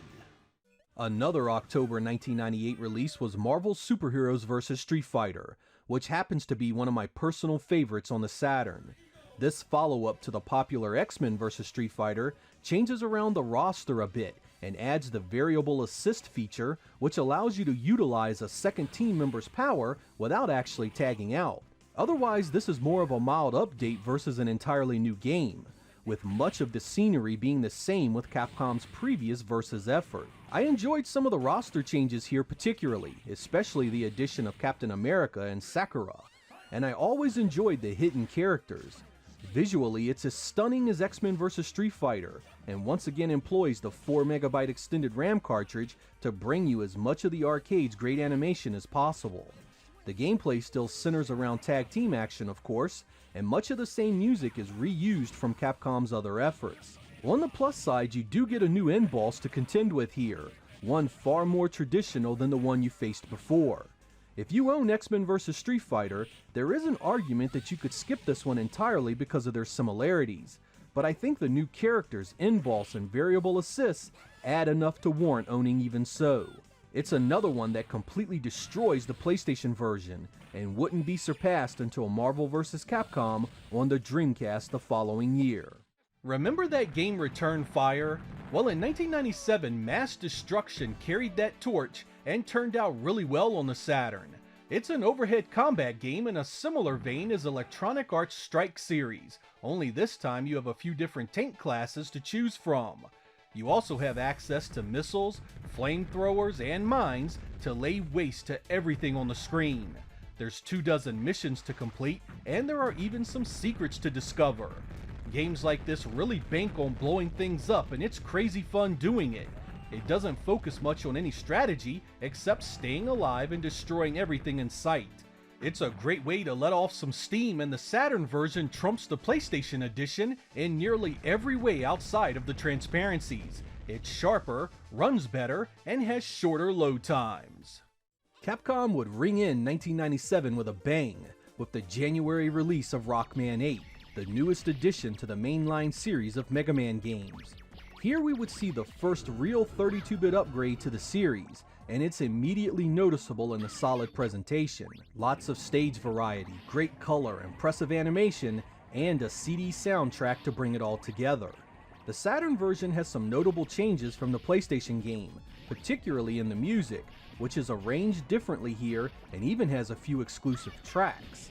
I really enjoyed this game overall and found it to be one of the better additions to the series during the 32-bit era of machines. It plays a lot like the old NES games mixed with a bit of the X series, and was better than the Saturn's Mega Man X3 port in every conceivable way. European Saturn owners get shafted here, as it was never released there. August of 1997 brought us yet another Rockman release, this time Rockman X4. Called Mega Man X4 in the West, it was the newest entry into the X series of games, and the first exclusively designed for the 32-bit systems. Aside from the upgrades to sound and visuals, the biggest addition here is the ability to choose the alternate character, Zero, who now has his own story, gameplay, ending, and is selectable right from the get-go. This provides a great contrast to the traditional gameplay of Mega Man himself, and makes X4 here one of the better releases in the series at that point. This holds up remarkably well today thanks to the great 2D presentation, and while it is challenging, you won't regret replaying its great looking stages a few times to get good at them. Much like Mega Man 8, Europe never got a release of this on the Saturn, but the Japanese version is affordable if you are looking for a physical copy of it. SNK made sure to get in on the 1MB extended RAM cartridge as well. Metal Slug required the device to work, and the port is actually not bad at all. There are still some missing frames of animation here and there, but you'd need to put it side by side to the Neo Geo original to catch them all. There is some slowdown in the heavier action, but overall the gameplay is solid, the sprites look great, and it has the 2-player co-op, and it only loads in between stages. Considering the original Neo Geo cart was a then whopping 193 megs of 2D goodness, I think SNK did a hell of a job with this version. Liquid Kids was released in 1990 by Taito and ran on their F2 system arcade board. It's a side-scrolling action game where you play as a platypus trying to rescue his girl from an evil fire demon. Thanks to the power of the F2 system, it featured tons of sprites on the screen, great animation, and smooth gameplay. The water effects were particularly impressive as it mimicked water flowing around the obstacles you encounter. There's lots of platforming, things on fire that need putting out, and vehicles to help you out of a jam. When it hit the Saturn in 1998, the question really wasn't could the Saturn handle it, but rather could it do it perfectly. Turns out it could, and this game, despite the 8-year difference in releases, is still absolutely beautiful. Color, animation, effects, number of sprites on the screen, it nails the look and feel of the coin-op original. Side by side, it's how you want your arcade conversions to go. The large bosses are spot on as well. The Saturn release was Japanese only, but fortunately it has a mode that turns it into an English-friendly blessing. Don't let these cutesy graphics fool you into thinking this is a kid's game and not worth your time, however. This one gets seriously challenging really fast. The Saturn never misses a beat, and you'll see no sprite flicker or slowdown to mar the excellent presentation. Along with that English mode, there is a water transparency toggle to spice up the visuals a bit. It's a winner and well worth playing. Our final entry was chosen because of its digitized graphics. The ultra-popular Mortal Kombat series saw a few releases on Saturn, but we will use Ultimate Mortal Kombat 3 for this comparison. Originally released in 1995 as an upgrade to the standard Mortal Kombat 3, it was done on Midway's Wolf unit, an arcade board that specialized in digitized and pre-rendered sprites and backgrounds. The end result was a great looking and sounding two-dimensional fighter that had loads of color and tons of animation. When it made its way to the Saturn just 7 months later, I was expecting a near perfect port top to bottom. But like Capcom's fighters, Ultimate Mortal Kombat 3 needed a few cutbacks to fit into the Saturn's limited RAM pool. While it was able to get the image itself faithful, we lost some sound effects in the process. The morphing Shang Tsung introduces pauses during gameplay that are just nasty, and there are some loading hiccups before a fatality starts. But for all these irritations, side by side, you really have to commend the Saturn for doing the game so well. It also plays great and allows you to pull off most strategies that worked in its coin-op incarnation. It's based on the Mortal Kombat 3 port that was released on the PlayStation, so the interface looks the same as that, and it lacks the additional color-swapped fighters seen in the 16-bit versions. The real takeaway here is that the Saturn once again could mimic the look of two-dimensional arcade games almost to a T, and it was only the CD-ROM technology and the RAM it relied on that limited what the machine was capable of. Even with that limitation, the Saturn and arcade versions are far more similar than they are different, and that meant everything to us back then. So, you were probably sitting there thinking, holy heck, he just eviscerated Mr. Bones as an absolutely awful game. And you are right, I do think this game as it is terrible, but there's hope. You will have so much more fun with this using the cheat code that allows you to access every stage.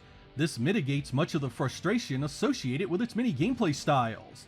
Essentially, when using the cheat code, it becomes a collection of mini-games that are far more tolerable. If you die, just jump right back in and try again. I would also like to advise many of you to look into the Japanese version of Mr. Bones. It's a much easier game that allows you more leeway in many of the more difficult areas. If you have any desire to play this, it may help you enjoy it a bit more, or at least get a better handle on things before you tackle the more difficult Western releases. Although I find myself hating this game on a pretty profound level, I actually don't mind recommending it to others. It's certainly unique as far as presentation, some of you will love the music, and if you ever plan to see the ending legitimately, there's hours upon hours of gameplay here. What doesn't appeal to me could absolutely be loved by others. But let's not beat around the bush. If you want to try this, definitely fire it up on an emulator or ODE first. I honestly think most of you will dislike it as much as me, but when a game offers this much variety, it will no doubt have its fans. Is that you? I'd love to hear your experiences down in the comments, and whether you loved or hated Mr. Bones. Mystaria: The Realms of Lore is a turn-based strategy RPG that released early in the Saturn's life. landing in Japan as Rig Lord Saga in the summer of 1995. Microcabin developed this one, the same guys behind the 3DO RPG Lucian's Quest. In the world of Saturn RPGs, Mystaria is rarely spoken of, with titles like Shining Force 3, Panzer Dragoon Saga, and Dragon Force soaking up all the limelight. This is a shame because this game is actually quite excellent. The story of this one is simple. The evil war mage Bane has taken over the peaceful kingdom of Queensland, and Prince Aragon is out to stop him. You'll gain new allies as the game progresses, until you finally have the strength to take on Bane and win your kingdom's freedom back and rescue your mother. Mystaria's lack of visual prowess is evident from the moment you begin a new campaign. The frame rate isn't smooth, and its pre-rendered sprites lack visual detail. Simply put, it's not a very pretty game. But what it lacks in visuals, it more than makes up for in content and gameplay. The turn-based battles are long and detailed, offering solid challenge right from the very first scenario. The menu system seems overwhelming at first, but you quickly come to terms with your options and how to navigate them. Each character only starts out with a handful of magics and attacks based on their class, but this quickly expands to dozens of moves that only serve to deepen its rather impressive gameplay. The enemies you face grow in complexity and challenge as well, often having all the powers you do to try to stop your advancement. After the game's English release in the West, Sega was asked to change the name because of its similarity to the Dungeons & Dragons name Mystara, prompting Sega to re-release Mystaria as Blazing Heroes. It's the same game with just a few name changes to satisfy the new release. This one has seen a slight surge in popularity in recent years, but is still criminally underrated in my opinion. Its popularity in Japan was at least good enough for it to see a direct sequel, Rig Lord Saga 2, in late 1996, which did not get an English translation at all. When NBA Action 98 showed up, it had some notable differences from the first. The graphics are a lot more dynamic here, with swinging camera shots that follow the action closely and give you a much greater perspective of the basket. 10-player support is here, all the teams and stadiums, and you can create your own players. Visual Concepts did this for Sega, who also did the PlayStation game called NBA Fast Break 98, which is very similar. Don't let that turn you away though. It plays great and is the best basketball game on the Saturn. The late great Kobe Bryant was on the cover wearing his original number 8. If you're a fan of digital pinball games and kick-ass music, our next game is the one for you. Released in late 1996 and part of the digital pinball series from Kaze, Necronomicon is a solid playing pinball experience with a big soundtrack. Rock and metal tunes add a ton of drive to this type of game, and the crystal clear boards and easy to understand layouts are perfect even for beginners. Even better, I see this one go for $20 to $30 pretty regularly, making it an easy score in the land of obscene retro game prices. A lot of people may disagree, but I really enjoyed the improvements the Need for Speed received in its Saturn update. There were more tracks, it ran better, and the control was way more forgiving. I had enjoyed the 3DO version very much and was happy to see that the Saturn edition wasn't exactly the same game. The combination of exotic cars and locations made for a great time, and we even got a 2-player split screen mode to add to the excitement. I know the original has its fans, but for me, I really enjoyed the additions and changes here. It just looked and performed so much better here, it was nearly an entirely different game. Our last title is NHL All-Star Hockey 98, and man is it an improvement over the first. This was essentially a sequel to NHL Power Play 96, as it was developed by Radical Entertainment with Sega handling the publishing. It looks good, has 3D players, and the gameplay is orders of magnitude better than the first All-Star Hockey. There's loads of new animations, new camera angles, and you can play with 8 people at once. It's got all the real teams, tons of real players, and all the moves you'd expect of a top-notch product. In late 1998, a small developer called Givro developed Nanatsu Kaze no Shima Monogatari, a beautiful 2D side-scrolling adventure game. Take a look at the animation, art design, and world here. It's a breathtaking mix of exploration and experimentation, and is one of the prettiest games of that generation. You start out in an egg, must explore and find new areas, items, and friends, and ultimately harness the 7 winds to do your bidding.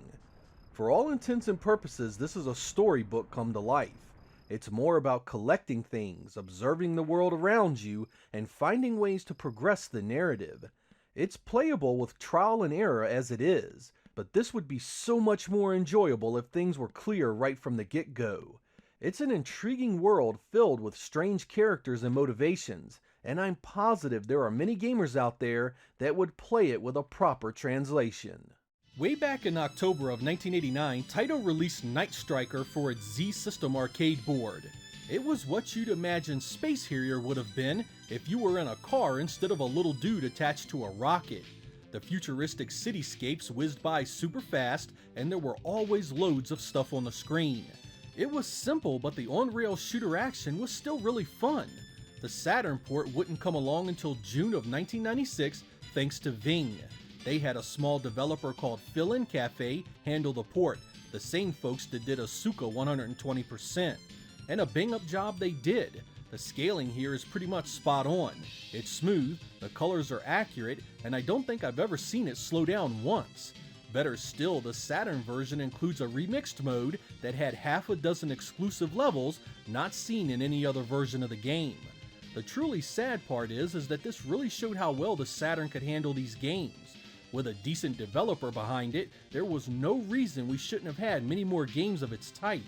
Sega itself had a ton of titles that used the tech that would have made great additions to the library.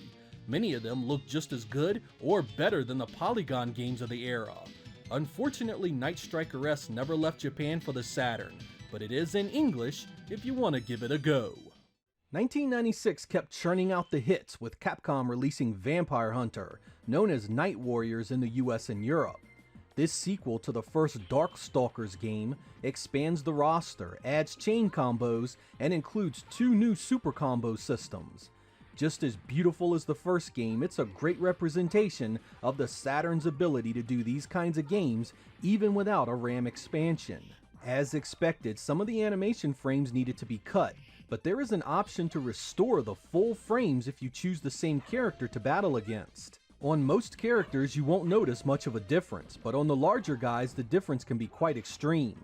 No matter, Vampire Hunter here is a grade A experience through and through. Visuals, sound, and gameplay all make it a must-own effort that was a big part of my Saturn library in those early days. Most of the time it's easy for me to explain to you why I enjoy a certain video game, but with Sega's Nights into Dreams, it's a bit more difficult. I can tell you that I enjoyed the gameplay and thought the art style was nice, but it's more than that.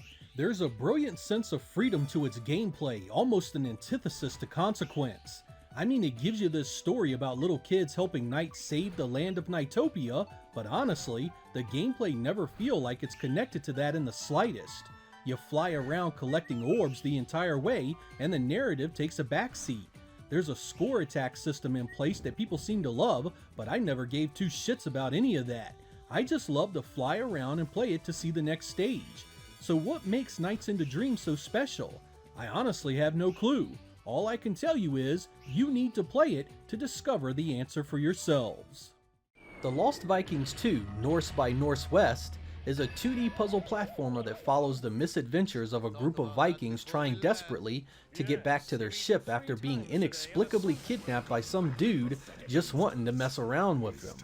Each Viking has his own unique powers and abilities, and you'll meet up with a werewolf and dragon who will help you on your journey. Gameplay here is set up so each stage has items and objectives that must be completed based on each Viking's ability. This means that you need to figure out when and where to use each one to proceed. For example, Eric the Viking has a high jump and the ability to swim, making him useful in those situations. Olaf the Viking can float for a limited time and even shrink down to get into small places. As you uncover more of the world with these abilities, puzzles get harder and more complex, challenging you to use each power in new ways. The one area where this game is often criticized is its visuals, and I agree with that. The Saturn and PlayStation were capable of putting tons of color on screen with large and beautiful sprites, yet we get some tiny pre-rendered graphics here that aren't a very big upgrade over the Super Nintendo original, if any at all. It was published by Interplay, who got Beam Software to do the honors, who also did the Saturn port of Gex. I'm not sure these guys understood just how much 2D visual power they had at their fingertips, because this game could have looked loads better. Visuals aside, it's still a hell of a good playing game with tons of puzzles and replay value. Prices are all over the place for this one, sometimes as cheap as $30 to as much as $100. It was never released in Japan. Polygonal platformers were not a regular genre to show up on the Saturn, so 1997's Pandemonium by Jumping Jack Software and Crystal Dynamics is something of an oddity. It plays mostly from what I'd call a 2.5D perspective, though it also employs a dynamic camera that changes angles often as you play. The story centers on Nikki and Fargus, who decide to cast spells from a book that holds great power. The problem is they have no clue how to stop it once they screw things up. That sets them both loose on an adventure to try and undo the harmful spell. You can choose to play either Nikki or Fargus, both with their own traits. Nikki can double jump and Fargus can attack with a cartwheel. Both can get power-up spells to attack at distance, and both can take out enemies Super Mario style by jumping on their heads. I really like this game because it mimics the classic platformers of the 16-bit era with a 3D engine. It mostly works too. The gameplay is fun and the visuals actually hold up well. Movement is a bit fiddly, but nothing you won't quickly get used to. It does get pretty challenging, but a password system allows you to keep your progress. This was known as Magical Hoppers in Japan, where it has a completely different story as well. If you enjoy classic action games, this one might be for you. During the early days of the Japanese Saturn, I was playing Virtua Fighter heavily until a few new games began coming out. Among those was Panzer Dragoon, an on-rails shoot-'em-up with beautiful visuals and a soundtrack from the orchestral gods. This one gripped me immediately. I loved its war-ravaged world, sense of scale within its environments, and its impeccable art design. From the moment the opening video begins rolling, you are treated to nothing less than a powerful emotional journey full of action and excitement.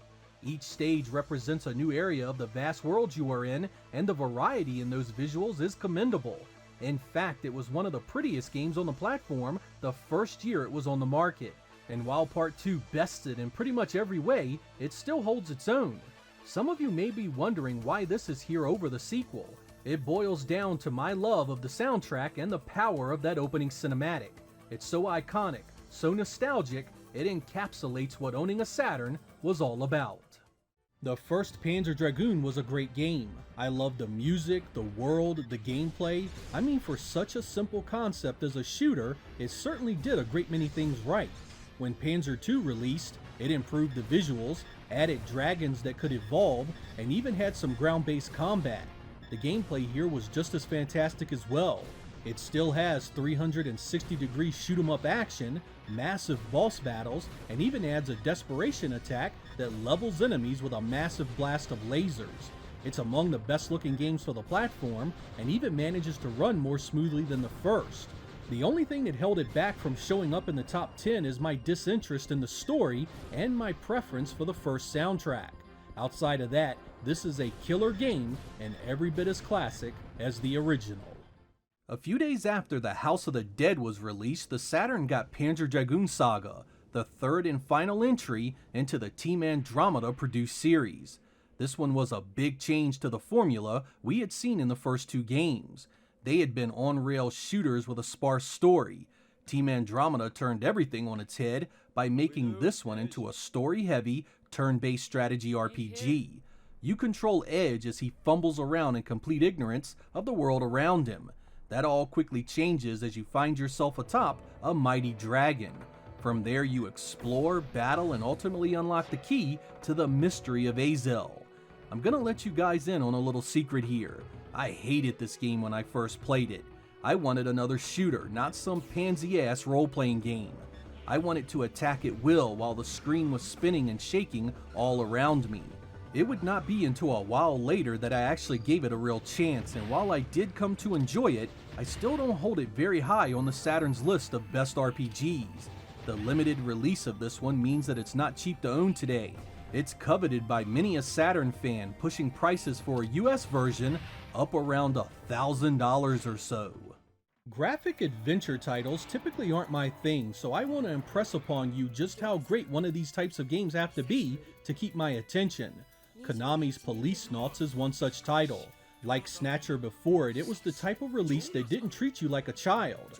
While it certainly had its fantastical details, the story felt serious and carried with it the weight of real characters that had something to gain or lose as it unfolded. The hand-drawn art is on another level and the animation puts most games to shame. I had wanted to play through this at the time so badly as I had been a fan of Kojima's work, but it was locked to Japan for years. Thankfully, it was translated by fans into English, and all those involved have my eternal gratitude. This is the definitive version of Policenauts. Not only do you get additional features, multiple endings, and new art, you also get shuttle mouse and Virtua Gun support. If you haven't played it, you are missing one hell of a good experience. First appearing in September of 1996, Power Slave would make its world debut. Developed by Lobotomy Software and published by BMG Interactive in Europe and Playmates Interactive in North America, this would be the very first time Saturn owners would see the slave driver engine in action. Set in Egypt, you are tasked by the spirit of King Ramses to fight an evil alien invasion intent on conquering the Earth. Along the way, you'll gain special powers and weapons to better prepare you for the battles ahead. Power Slave's gameplay is best described as a Metroid Prime-like first-person shooter. Completely non-linear, you have a full run of all the areas available in the game. Many of these areas have parts that are inaccessible without certain powers, and backtracking is mandatory to open up new exploration opportunities. Exploration is key to the story as well, with hidden items that must be found to get the very best ending. The stage design features great verticality, which is often used to hide hidden areas. Power Slave is a stunning graphical presentation on Saturn, having both a smooth frame rate and great light sourcing effects. Texture work and enemy design start slow, but once you are 3 or 4 areas in, really start to shine. The sound work here is great too, especially the voice work that conveys the story and the in-game conversations. The stage music fits the theme and adds great atmosphere to the setting. There's no question about it, Power Slave was a great audio and visual showpiece for the Saturn at the time, with only some mesh texturing on the water being an eyesore. The Metroid-style design made it one of my favorite experiences for the Saturn. It was so different from the typical first-person shooter Doom-style blastathon. Each level had multiple routes to take that could lead to multiple other areas and hidden treasures. This was also released on the PS1 and PC shortly after, but the Saturn version is the best one to own in my opinion. The Saturn version runs better consistently and has a better overall level design.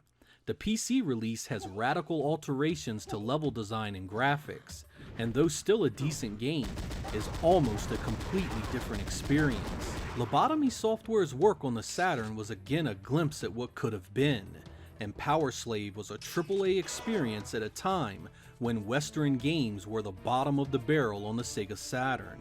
Unfortunately for those of you wanting a legit North American copy for your library, eBay pricing has soared on this one in recent years. You'll be hard-pressed to find a mint copy for under $100, though the European and Japanese releases tend to be a little cheaper. I decided this go-around to show a game that many shoot-'em-up fans consider one of the best. Radiant Silvergun hit the arcade in May of 1998 thanks to the STV Titan arcade board. This was based on the Saturn architecture and used cartridges instead of CDs. When the Saturn version hit the home market 2 months later, it was pretty much perfect in every area that mattered. Visually, this gorgeous game is intact and as pretty as ever. You have both VDP chips pumping out some incredible on-screen effects that really set this apart from the other games in the genre. I was always impressed by this because you get all your weapons up front and even have a way to defend yourself. The real challenge of Radiant Silvergun was learning the enemy and boss patterns and choosing the correct response among your many options. It was also quite a bit different between difficulty levels. The enemy attacks you got on the easiest setting were quite a bit different than the hardest. It made it almost seem like there were multiple games wrapped up in just this one. The arcade mode stays true to the original, where you can choose your stage paths based on the story, while the Saturn mode allows you to tackle every stage. There's other ways to play it today, but the Saturn version still looks, sounds, and plays as good as shoot 'em ups get. July of 1997 would bring with it one of Capcom's biggest releases on the Saturn, a port of the mega popular Biohazard known as Resident Evil in the West. And lucky for Saturn owners, this port turned out pretty damn good. You know the setup. A big pharmaceutical company has been experimenting with a new virus that has gotten out and turned its employees into bloodthirsty zombies. To make matters worse, you find out these morons were working on biological weapons to boot, which are loose in the mansion you are trapped in. Resident Evil wasn't the first game of its type, but it was the first game to get it so right.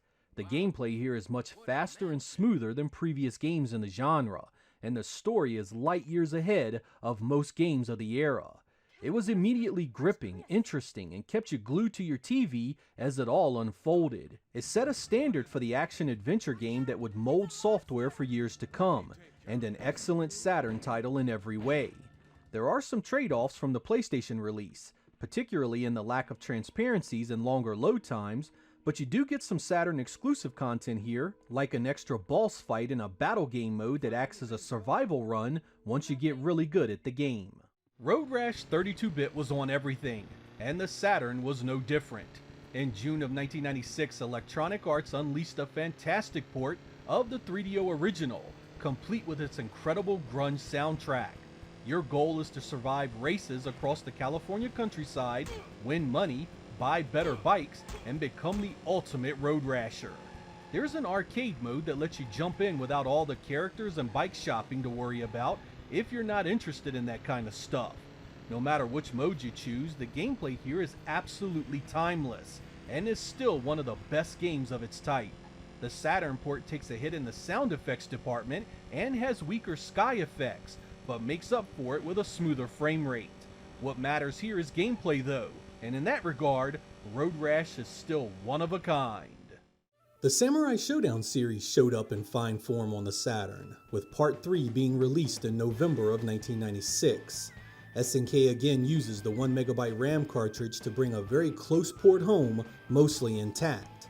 It changes a number of things from the previous game in the series, including new slash and bust gameplay types that really affect the balance of the characters, as well as a slew of new cast members and artistic changes. The backgrounds here are a little less impressive overall than the second game in the series, but I really like the gameplay variety. It's hard too, and newcomers are likely to be slaughtered until they learn a character fairly well. In October of 1997, Samurai Showdown 4 showed up on the Saturn and was an even better port than the third game. Now with a complete English language option, it has a number of returning and new characters, and even more gameplay tweaks to balance out its excellent combat. The 1MB RAM cartridge is used to bring the majority of the arcade game's animations home intact, and I really enjoyed the music in this one. If you buy just one Samurai Showdown game for your Saturn, make it this one. Bomberman has been on everything at one point in time or another. The gameplay has always been great with your friends and family, and the Saturn version kicks it up a notch with 10-player support. The Japanese version used X-Band for online play, and the US version used the Netlink. There was even a special Bomberman controller and multi-tap produced for it. Most of you know the gameplay here pretty well. It has a bunch of different modes ranging from team-based to free-for-all matches. The graphics didn't do much to go beyond the titles before it, but it certainly isn't a bad-looking game at all. If you want something to play with your wife and kids, you really can't beat it. Saturn Bomberman Fight Here was released in late 1997 in Japan only, and has always lived in the original Saturn Bomberman shadow. This is actually quite a solid effort from Hudson Soft, changing up the traditional Bomberman by adding an isometric perspective. The ability to jump and throw bombs is part of standard gameplay, and it even has more crazy power-ups now. The new viewpoint takes some time to adjust to, but the asking price of around $30 is a great value for this type of game. It still looks good, and the multiplayer adds hours more of fun. If you haven't played it, be sure to give it a shot. You knew this one was coming, didn't you? I mean, you've watched enough of my videos to know by now how much I love this game. When it was released in late 1995, it gave the Saturn something to be proud of. It looked and ran so well, finally giving Sega fans something positive to talk about. Side by side, it was amazing just how close the developers got this game to look. To me, it was the high point of Saturn racing games by a mile. I mean, nothing was even close. If Sega had the tools that created this for the machine at the launch, we may have had a very different outcome to the Saturn's fortunes. The very best part of this one is that even though it looks and sounds as good as it does, it happens to play even better. Sega also handled the development of Worldwide Soccer 98. Like 97, this is a really good game that does an excellent job recreating the sport. The graphics are again impressive, with smooth performance, a fast dynamic camera, and animation that mimics the real thing closely. It supports 4 players, the AI is improved, and I really love the weather effects. Again, I am no soccer aficionado, but I know a good game when I see one. It again doesn't have the FIFA license, but still has a huge list of international teams. Sometimes I put a game on just to see the animation at work, and dream just how good an NFL game might have been on the Saturn had it only a competent developer. Shoot 'em ups were another well-represented category on the Saturn. There were arcade ports galore and even some exclusives that really stood out. My runner-up is Ryu, the vertically scrolling beauty from Warashi. This game never got the love it deserved back then and even gets overlooked today. Maybe because I like the Raiden game so much, but I find this to be really well made. I love the visuals, especially the shrapnel from destroyed vessels falling everywhere. If you're the type looking for story and lots of behind-the-scenes mechanics happening, you may find this one a bit too simple, but for me, it was easy to get into and I still play it today. It was during the Saturn's lifetime that my love for role-playing and strategy games really began to blossom. I had played games in these genres before, but I didn't really learn to appreciate them fully until around 1995 or so. When Shining Force 3 dropped on the Saturn, I was blown away by its story, its characters, and its robust battle engine. A nefarious force is pushing 2 countries to war, and it's up to you to find out why and stop it. Like a lot of these games, you get areas that let you explore and talk to folks, and you get battles where you must survive to move on to the next area. Best part is that this was a game that just kept on giving. In Japan, there were a total of 3 episodes that fleshed out the story from differing viewpoints. The second and third were not brought out in English at the time, but have thankfully been fan-translated in the years since. Once you play all 3 games, you get a much better appreciation for what's going on and how the developers wanted you to experience it.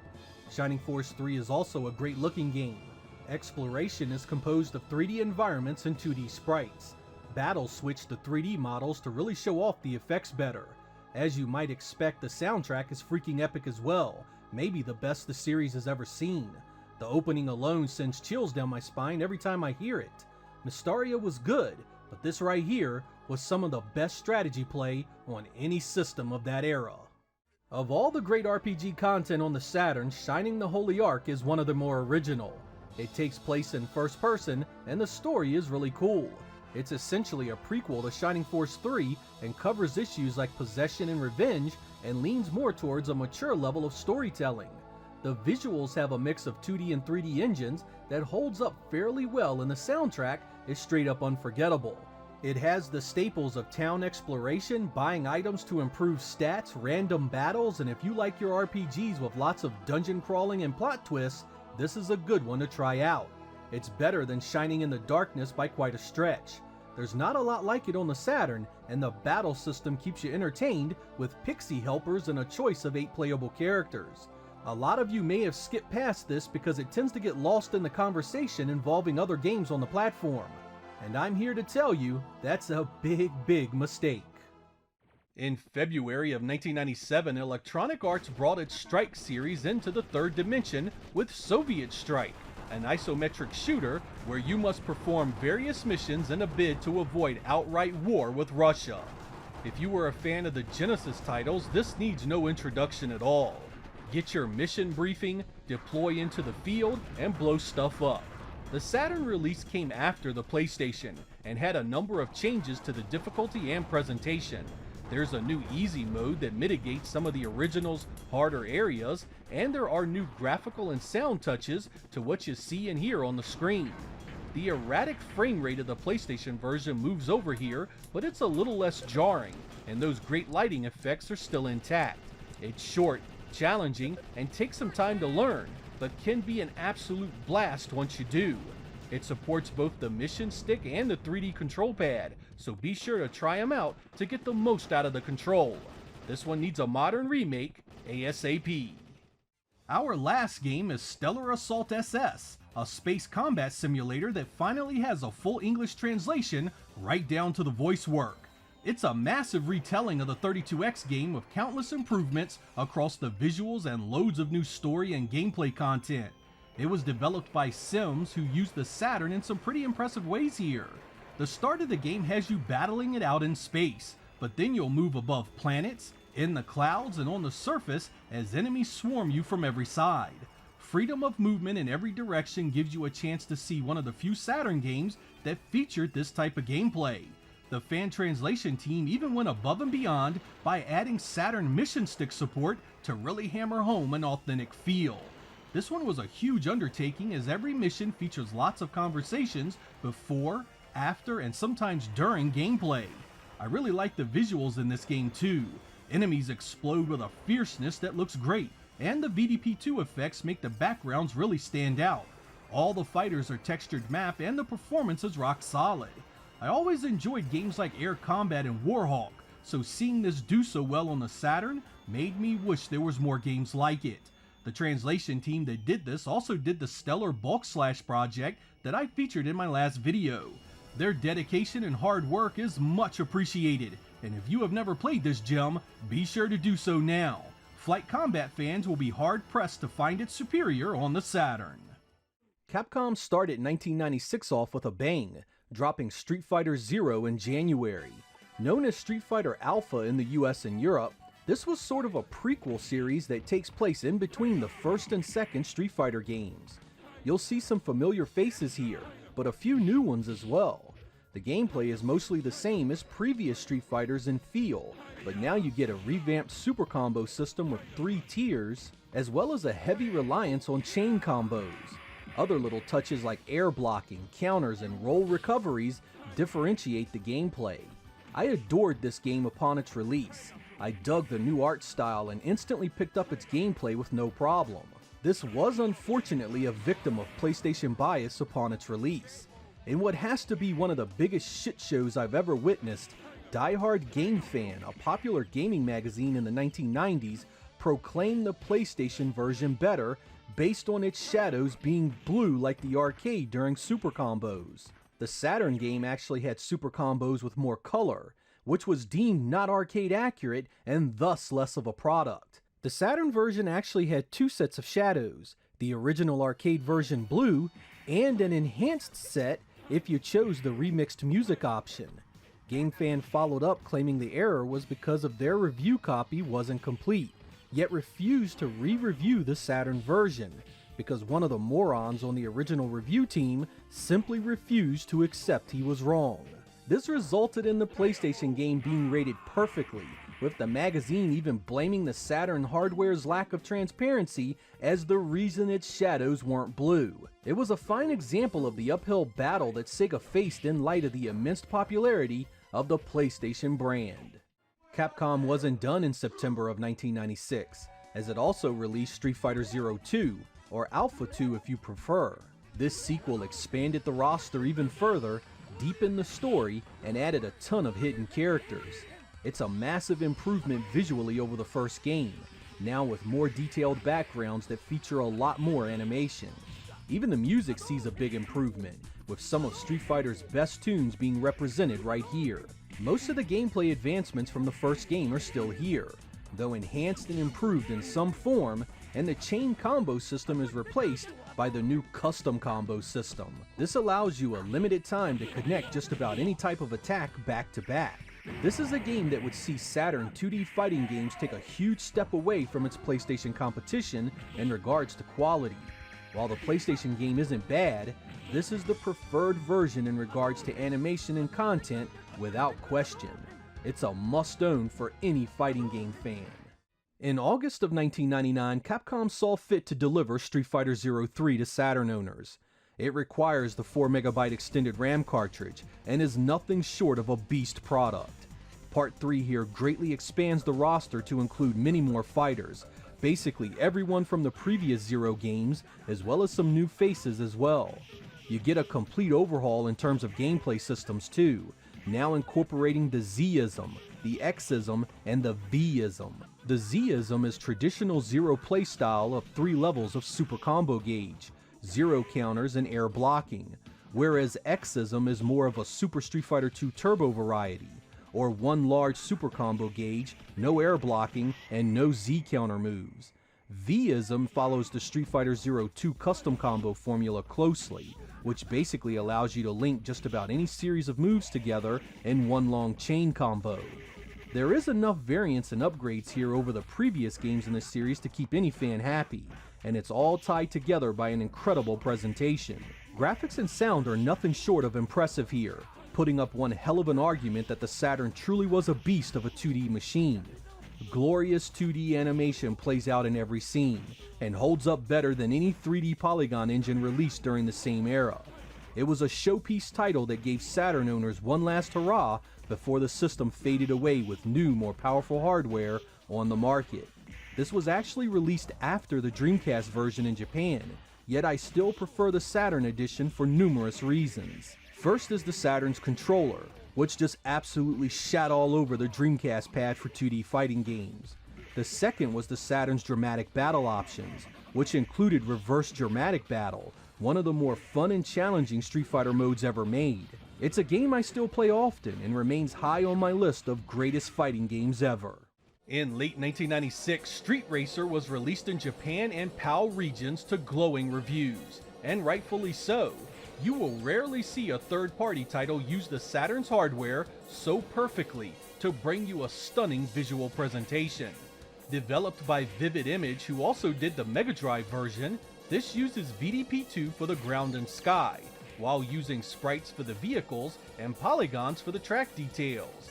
The combination was potent and allowed it to run at 60 frames per second, a stunning speed for a racing game of that time. As you can probably guess, this was a kart racer where you could use weapons against the other competitors. Tracks are small and the action is intense, and it supported 8 freaking player split screen. It was one of those special games that showed the Saturn's hardware working together in harmony, and it was the best version of this game in regards to performance, detail, and special effects. It's a radical departure from the typical arcade racers that appeared on the Saturn, but I really enjoyed this one once I got used to it.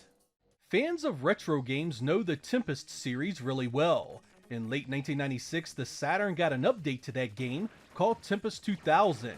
It began life as an Atari Jaguar title before being ported to the other 32-bit machines. It brings along multiple modes of play. Tempest Plus is an update to the original with an improved presentation. It can be played both alone and with a friend. Tempest 2000 mode is a complete overhaul and a brand new experience. Finally, Tempest Duel is a 2-player competitive version of the game. At its heart, it's still the same great stuff that it was all those years ago, and the Saturn does a fine job in this port. High voltage software got the look and feel of this one spot on. It even has that killer soundtrack along for the ride. When it comes to shooters, there's nothing else quite like it. In September of 1996, Sega Soft and Appaloosa Interactive released 3 Dirty Dwarves for the Saturn. The story here is about as out there as it gets. A nefarious weapons manufacturer has created 4 children in their lab in the hopes of them becoming super soldiers. Super intelligent, the children concoct a plan to draw in 3 champions from another world to rescue them. These dwarves crash in a New York City sports store, load up on weapons, and so the action begins. This one supports 1, 2, and 3 players in beat-em-up action. You have regular melee attacks, long-range projectiles, and a few specials in there to round out your arsenal. Gameplay in the single-player mode has you controlling all 3 dwarves at once. The lead character is the one you attack with, while the others simply follow you around. You can switch to each one on the fly. If you take a hit, That dwarf is down for the count and must be revived to get him back into the action. Visually, this one is loaded with some fantastic animation, though the backgrounds are tame in comparison. The animated cutscenes are impressive as well, giving life to the story and endearing you to the characters. Be aware that the easy mode only allows you to play about halfway through the game before it ends, so you'll need to adjust to normal to see the real ending. The challenge is real too. You'll really need to take your time, be aware of enemy patterns, and avoid the things that can end your game in a heartbeat. Bosses are actually pretty neat and offer a change in both perspective and how you defeat them. This is a good one if you give it a chance, and a game that gets overlooked far too often. Technosoft made some great games for Sega over the years. They know how much fans love those games, and that's why Thunder Force 3 was on the Genesis Mini. I also think that's why Thunder Force 5 is going to be on the Saturn Mini. Generally considered one of the best shooters on the platform, it also has a bunch of polygon elements I think will attract Sega to it. It's only one player, but still a heck of a ride. Tomb Raider is an interesting game to play today. While you certainly can appreciate its contribution to the growth of 3D gaming, the introduction of dual analog solutions in the years since have really aged the gameplay. Going back to Laura's archaic control scheme has its charms, but I had a few frustrating deaths falling off of things I likely would not have had with a modern controller. There's no denying the popularity of this one though. It was one of the Saturn's best-selling games in both the United States and Europe, and even sold well enough in Japan to make the Satakore line, a group of best-selling re-releases exclusive to that region. This journey and its heroine were a staple of gaming for years, and the quality of the experience was top-notch for quite a while. The Saturn would get one of the Neo Geo's most curious releases in December of 1997, Twinkle Star Sprites. This eclectic mix of genre elements has the look of a puzzle game, the gameplay of a vertically scrolling shoot-'em-up, and the counter and reversal systems of a fighting game. You are pitted against an opponent in a one-on-one battle to the death, trying to stay alive and counter each attack with combos of your own. The game is fast and overwhelming at first, but you come to realize pretty quickly how to play, and this one takes on a life all its own. There's little like it on the market even today, and the Saturn port here is fantastically accurate, and even has some tweaks and additions the original did not. If you are looking for something crazy different than what you might be used to on the Saturn, look no further than this. And the hits just kept coming. In April of 1998, Capcom unleashed Vampire Savior on us, a port of the arcade game known as Darkstalkers 3 in the West. It also utilized the 4MB extended RAM cartridge, and the results are quite possibly the finest 2D animation we'd see on the Saturn. I mean, take a moment and soak in what you are witnessing here. The backgrounds, and I mean every single one of them, is just loaded with moving pieces and great art direction. They are alive with both the familiar and alien, straddling the lines of reality perfectly. Each character here is based on a real-world beast or myth, and is personified perfectly by the on-screen sprite. I'll make no attempt to hide my love for this one, and just say I feel this is the best looking 2D fighter on the platform. That's not an easy claim to make, and there are certainly arguments to have about other games, but the quality here is definitely top tier. Its direct competition at the time was a PlayStation version that was butchered in comparison, so it still holds up in my mind as one of the best representations of the game. Couple it with a Saturn controller, a good CRT, and a nice set of speakers, and it was a fighting experience that no other console during the 5th generation could come close to. The Saturn game never left Japan. In November of 1997, Konami's Vandal Hearts was released on the Saturn, another turn-based strategy RPG with a big story, great graphics, and solid gameplay. This will put you in mind of Shining Force 3, and if you enjoyed that one, this one will likely have some big appeal. You are Ash and his tight-knit group that are a part of the Ishtarian security forces. After witnessing the Crimson Guard's vicious ways, you are soon blamed for an assassination and all hell breaks loose. You gain new members while trying to stop the evil Hellspite and his dastardly crew. I love the setup and presentation here. Everything takes place on what appears to be little sets, like a TV show or play. The visuals really hold up well, and it's an excellent port of the PlayStation original. Lots of turn-based goodness and a very fun story to unravel. It's fully translated and ready for your enjoyment. Virtua Cop was released in November of 1995, one of the first games made with the much talked about Sega graphics library. For a quick history lesson on the SGL, it's basically a set of development tools designed by members of AM2 to help programmers get a game engine created for the Saturn without an inordinate amount of money and manpower involved.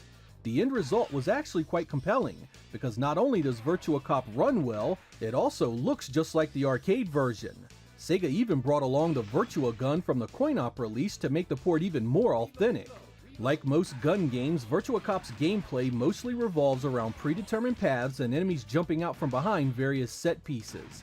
You can hit enemies at different points on their body, which does affect your score. Nail a disarm bonus for maximum potential. If you shoot a hostage, you lose your score bonus as well as one of your hit points. Boss encounters show up to keep things interesting, and you have weapon power-ups that give you access to additional weapons like shotguns.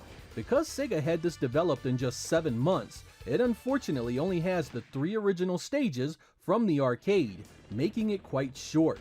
The multiplayer is there to help the replay value, however, and it can be a blast with family and friends. The biggest problem you're going to run into today is playing this on a modern display. Since Virtua Cop uses traditional light gun technology, it will not play properly on an LCD television. You can play it with a regular controller, but it's just not the same.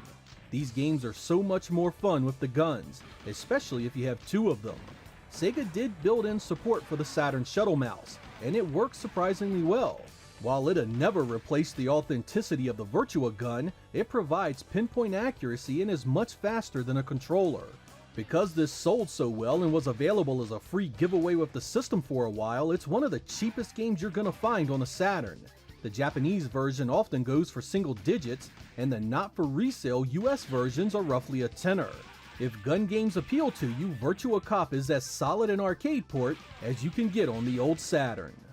As the first Virtua Cop was being developed on the Saturn, Virtua Cop 2 was being done for the arcade model too. Sega wanted to add more dynamic action sequences and multiple paths to take, freshening up the gameplay quite a bit. It had car chases, battles on trains, and new boss battles to contend with. It was faster, better looking, yet had all the charm and playability of the first. AM2 again would helm the Saturn port, which made its way home in November of 1996. There's Virtua gun support again, mouse compatibility returns, and you can even use the 3D analog pad. All of that is cool, but what really matters here is that Sega pulled off a freaking miracle with the technical quality of this game. You can say that an on-rail shooter is much easier to get running well when compared to a free-roaming engine, but that still doesn't lessen just how well this port turned out. It captures the entire essence of what made the arcade what it was. Beat for beat, it's got the car chases, the helicopters, the multiple paths. I mean, this is the arcade experience at home.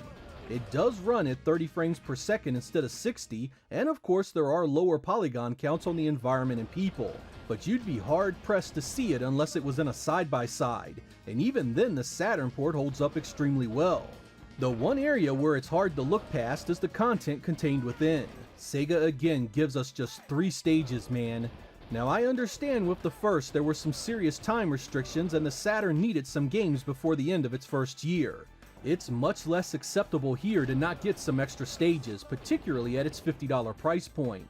You can beat the entire game in 20 minutes or so, and an extra stage or 2 would have helped that immensely. It does have the same appeal in its multiplayer element as the first, so it's hard to hate on it too much. These days, the Japanese version is just as cheap as the original, but the Western versions can be more expensive in good condition. If you're a gun game fan though, it's worth every penny. There's no better place to start than with the game that launched the Saturn in November of 1994, Virtua Fighter. Originally produced on the Model 1 arcade hardware by AM2, the Saturn port would be developed hand in hand with the system itself. The final product would be a mixed bag of compromise because of that, suffering from graphical glitches in the form of polygon dropout, as well as the trade-off of a lower polygon count and frame rate than the arcade on which it's based. This didn't matter in Japan at all, where Virtua Fighter would launch the system to stellar sales and reviews. and secure the Saturn as a big hit in its home territory. But Sega would take a black eye in the Western magazines of the time, mainly because the flat-shaded Virtua Fighter looked so dated next to its fully textured-mapped competition from Sony, Battle Arena Toshinden. This was honestly a shame, because while Virtua Fighter certainly wasn't arcade-perfect visually, its gameplay was leaps and bounds superior to Toshinden in every way. Its combo system was smoother and animated better, and the fighting styles were all based on real martial arts techniques, instead of the flashy special moves that dominated Toshinden's play. The biggest flaw of the game rested on the fact that AM2 didn't add any real extras into the home version. There is no story of any kind in the game itself, nor endings, nor unlockable characters, nor anything else for that matter. In effect, the game lacked personality, something Toshinden actually had. Today, Virtua Fighter is rarely considered anything more than a bad port that punctuated the tough early days of the Saturn existence in the West, but I don't agree. In the land of retro gaming, gameplay is king, and Virtua Fighter is still one great playing fighting game. The wealth of moves, variety of styles, and great animation add up to a fighting game that can still provide one heck of a good time. It's also cheap as hell in every region due to the sheer volume of units still in the wild, rarely costing more than $5 or $10 complete. Sega would enlist AM1 to help with a full graphical update to Virtua Fighter, releasing Virtua Fighter Remix in July of 1995. Addressing the dated look of the original game's flat-shaded polygons, this new entry is now fully textured mapped, has a ring that is rendered beautifully by VDP2, and even has some gameplay improvements. They also fixed the vast majority of the polygon glitches from the original game, giving us a new package that quite honestly should have been the original game to begin with. The upgraded graphics truly do look great, and the gameplay suffers no trade-offs in the process. You do lose the original game's lighting engine, but since most of the stages were in daylight anyway, it's something you won't really miss. If you found the flat-shaded visuals of the first off-putting, you should definitely give this one a look. Sega would also release this version of the game in the arcades on its Saturn-based Titan board. It's pretty much a one-to-one copy of what we got at home, though it's fairly rare to find the Western version intact in its original cabinet.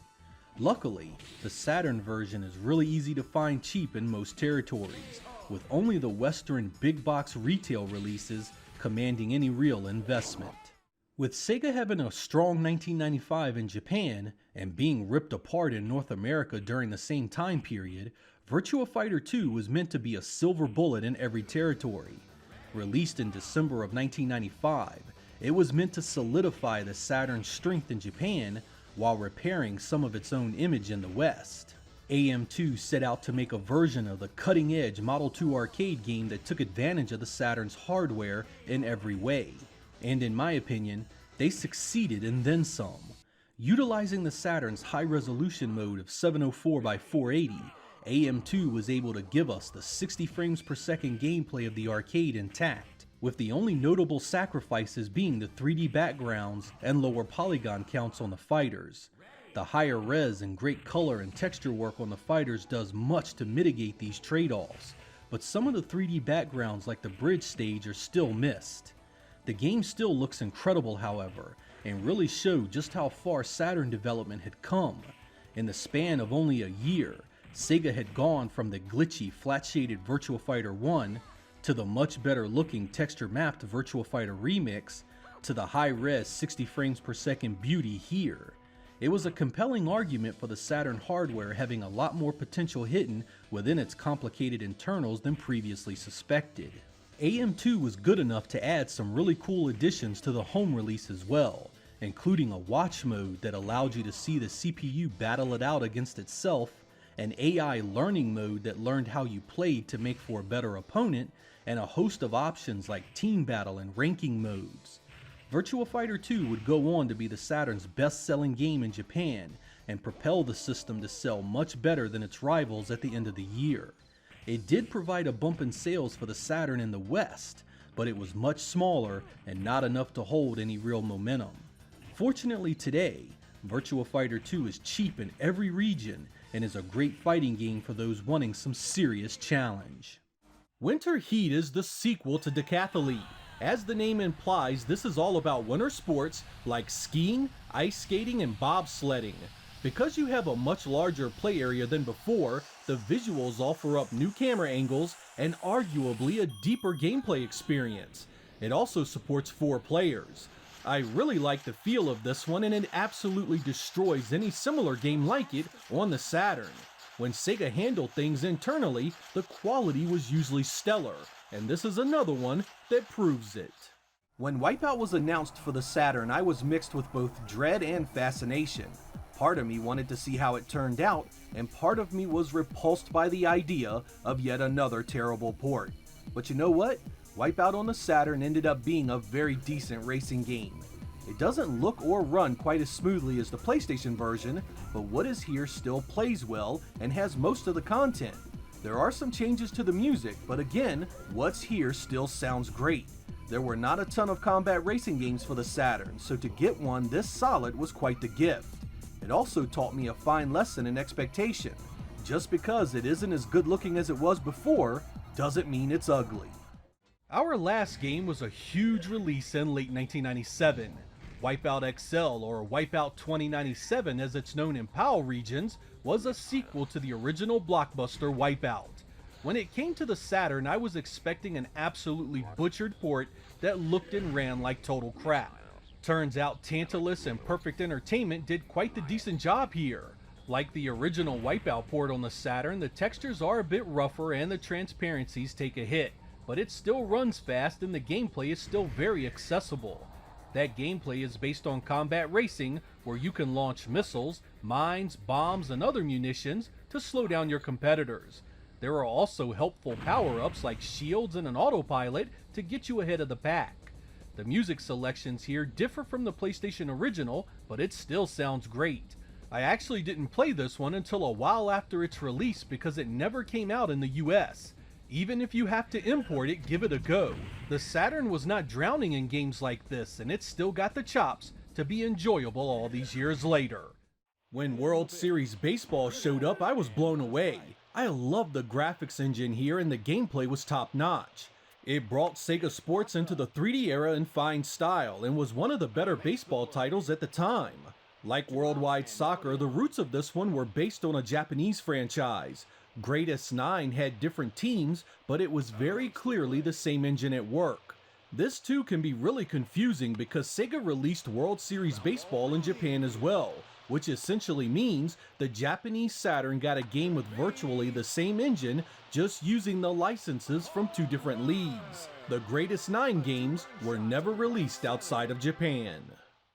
In November of 1995, Capcom released X-Men Children of the Atom for the Saturn, an incredibly accurate port of the CPS2-driven arcade game. I say incredible because the Saturn had a tiny amount of RAM to do a title such as this, yet you'd need to put it side by side to the arcade original to catch most of the differences.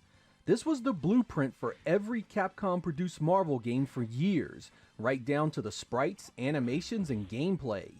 Characters are huge, the background's detailed and faithful, and even the music is memorable. It's another one that I don't think Capcom intended to release outside of Japan, and Acclaim would come to the rescue yet again. It's much harder than most of the Street Fighter games, so if you enjoy a challenge, you should appreciate this one even more. Everything changed in November of 1997, because that was when Capcom released X-Men vs. Street Fighter with the brand new 4MB extended RAM cartridge. What had been almost a novelty up until this point, this new enhanced card allowed previously unobtainable things on the Saturn platform. Gone was the meager RAM limitations of the CD-ROM platform, replaced now with nothing but possibilities. And man, did X-Men vs. Street Fighter demonstrate those possibilities. The flashy combat mechanics of Capcom's other Marvel fighting games gets thrown into high gear here, now faster and more explosive than ever.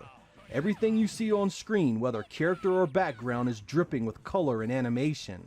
There is so much going on too, whether it's characters tagging in and out, or a team super move filling the entire play area with fireworks, there is always something going on to impress you.